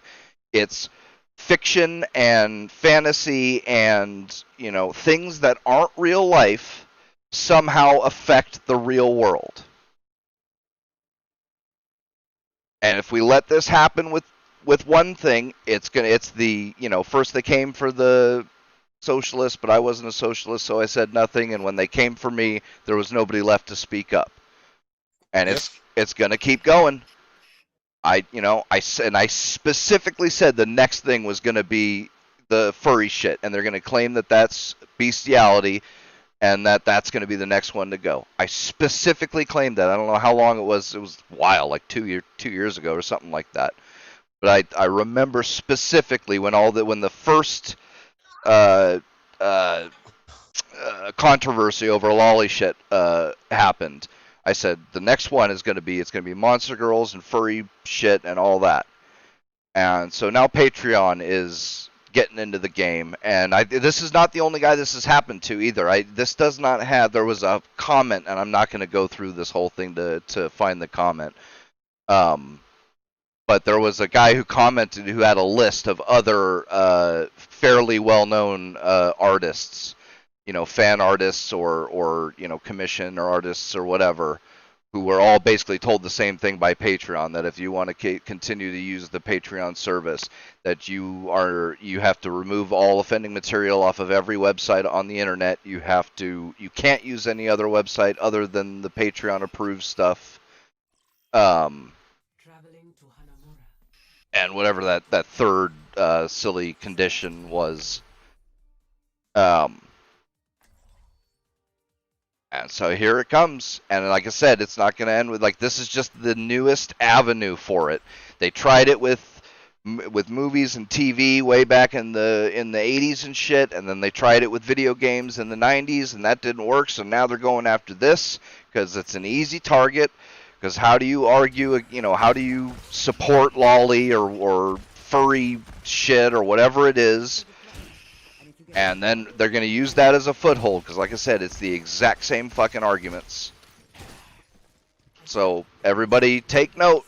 If you don't want your video games, TV, movies, fan art, fanfics, whatever it is, that they'll come for you eventually. Mark my fucking words.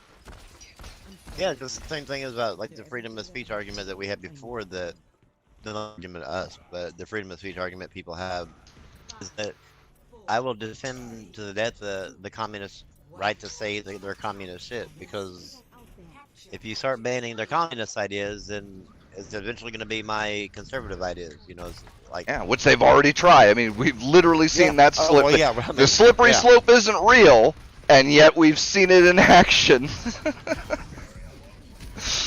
Yeah, it's man. The good So- news about Patreon, though, is the good news about Patreon is they might actually end up going bankrupt Yes. with this Owen Benjamin thing. Or not just that. They're apparently And and Carl Benjamin now. yeah, Sargon for sure. Well, not just Sargon. Apparently with this stuff too. I didn't read all the way into it because it was a big long legal explanation, and I didn't really want to deal with reading a bunch of legalese or whatever. But apparently there's a few legal. Oh no, that's right. There was a legal precedent set by a superior court that by somebody who took, and I think it was I think it was Sargon, who was one of the chief prosecutor, complainants or whatever you want to call them, where the superior court sided with him and said that Patreon is liable for loss of revenue and all that kind of stuff because they don't have a legal standing. I'm assuming. Well, you heard what happened with the Owen Benjamin. Are you talking about the Owen Benjamin thing? Well, no, there was Sargon too, Carl Benjamin. Well, yeah. But Carl Benjamin has this thing, but Owen Benjamin, the case with them, what might bankrupt them, is that their terms of service. Oh my lord! Just a minute, my daughter. The terms of service said that any disputes by the patrons need to be done through arbitration. Right. And under California law, Patreon had to pay for arbitration. Right.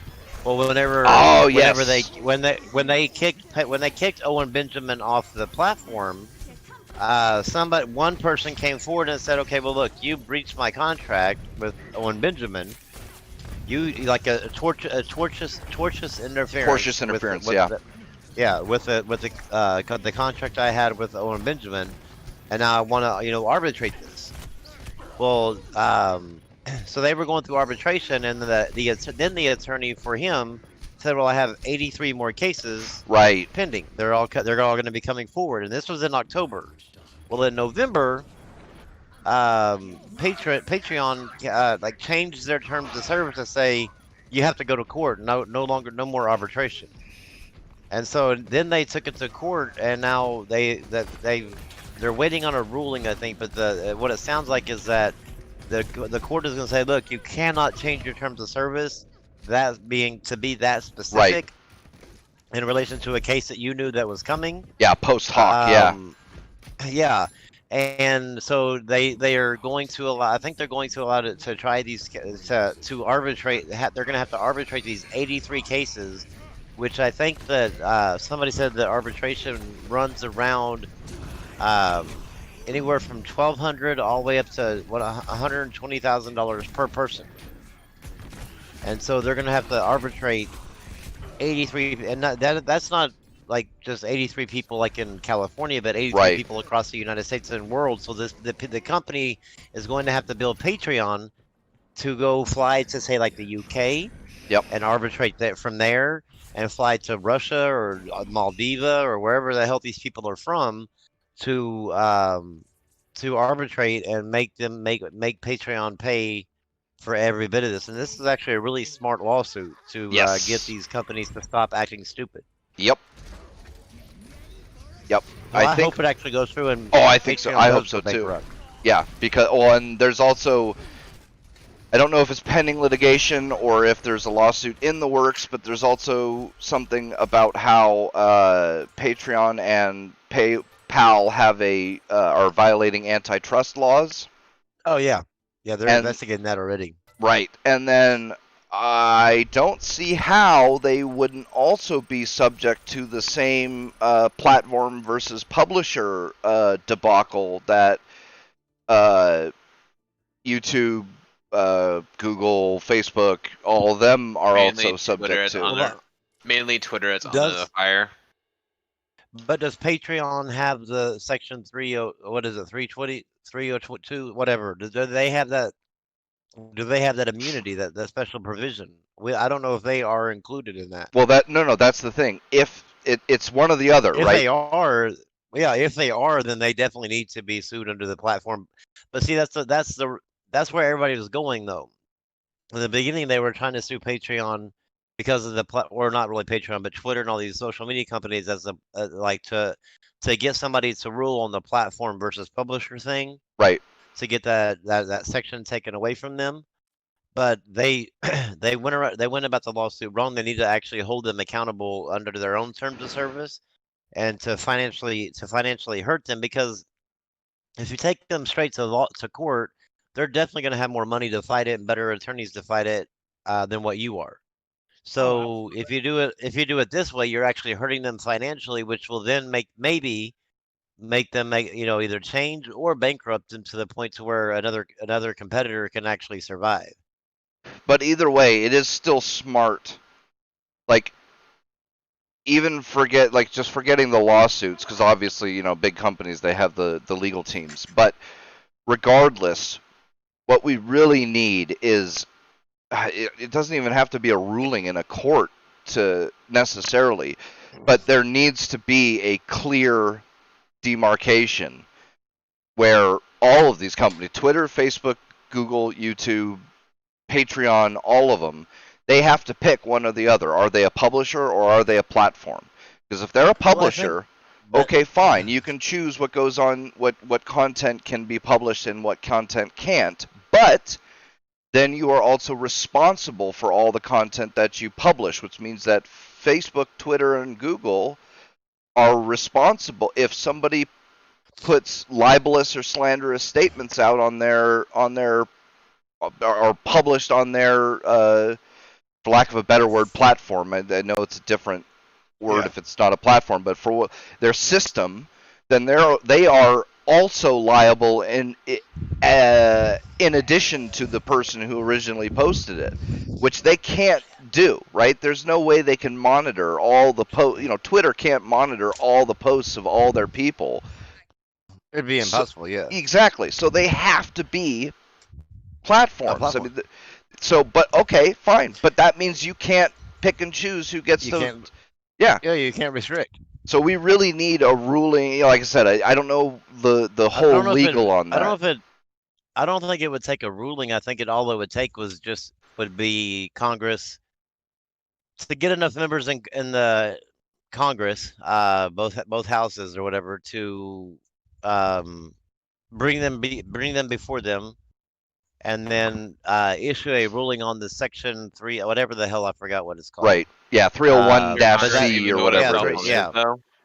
To either give them that immunity or to take it away from them, and based on their answers, but then give them the ultimatum like, okay, if you want to keep it, here's what's going to be happening forward. You don't get to have the only terms of service you get to have is the Constitution.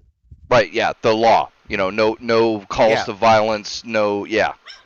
Yeah, and after that, anything beyond that, then we're taking it away and you'll be held liable. Hey, you guys gotta go. All right, dude. See you later, Brim. I'll see you, man. Later, bros. Yeah, I only got like. By the way, in terms of time, I only got like 30 more minutes or less. Well, that's, because I we're gotta sit past down 3 hours anyway, so it's about time we Yeah. wrap this up. I'm It's, back to being a stupid, productive member of society. Sadly. I don't know why I just randomly cut out silent, but it says everything's good on my end. But of course, like my internet's been all sorts of funky and shit like that. So, but we're ending it anyway. So, unless anybody has some last minute thoughts to throw in for anything. If you want to play a good game, go buy Persona 4 Golden on Steam. Done. Good game, yes. Or on the Vita. Yeah, or on the I mean, Vita. if you have honestly, I'd probably play this on the if Vita is more portable. But I love playing that game.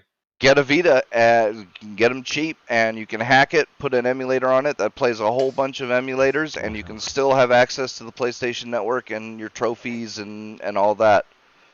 I highly recommend it. It's great. I'm having great fun playing all my old favorite Well, PS1 games and shit like that. I have 2 Vitas, so I might try that. The problem is I gotta find a Vita that's cheap and that works. Because I remember trying to buy. I remember like I was trying to buy I think a 3DS off someone offhand, but like the thing was barely functional. This Well, guy was trying to actually- sell me it for like $80. I'm like, yeah, no. Vita stop. parts are actually very cheap, and it's surprisingly easy to work on. Like you can get you can get a replacement screen for it for I think like $40. Analog sticks are like $10 for a pack of 2. New battery is like $10. So buy as cheap as I can. Then if I have to fix it, just fix it myself. Yeah, basically. Yeah, I mean maybe the screen you might not want to deal with that just because it's a screen and all that. But yeah, if it's got like sticky analogs or buttons or something like that, that shit's all super cheap and easy to replace. Took me like 15 minutes to do the battery and the analog sticks on mine. So, but anyway, so thanks everybody for watching. We'll see you sometime later this week probably for a Night Owl. Otherwise, we'll see you next Sunday for another episode of the Game Talk. Peace out, everybody. Dog.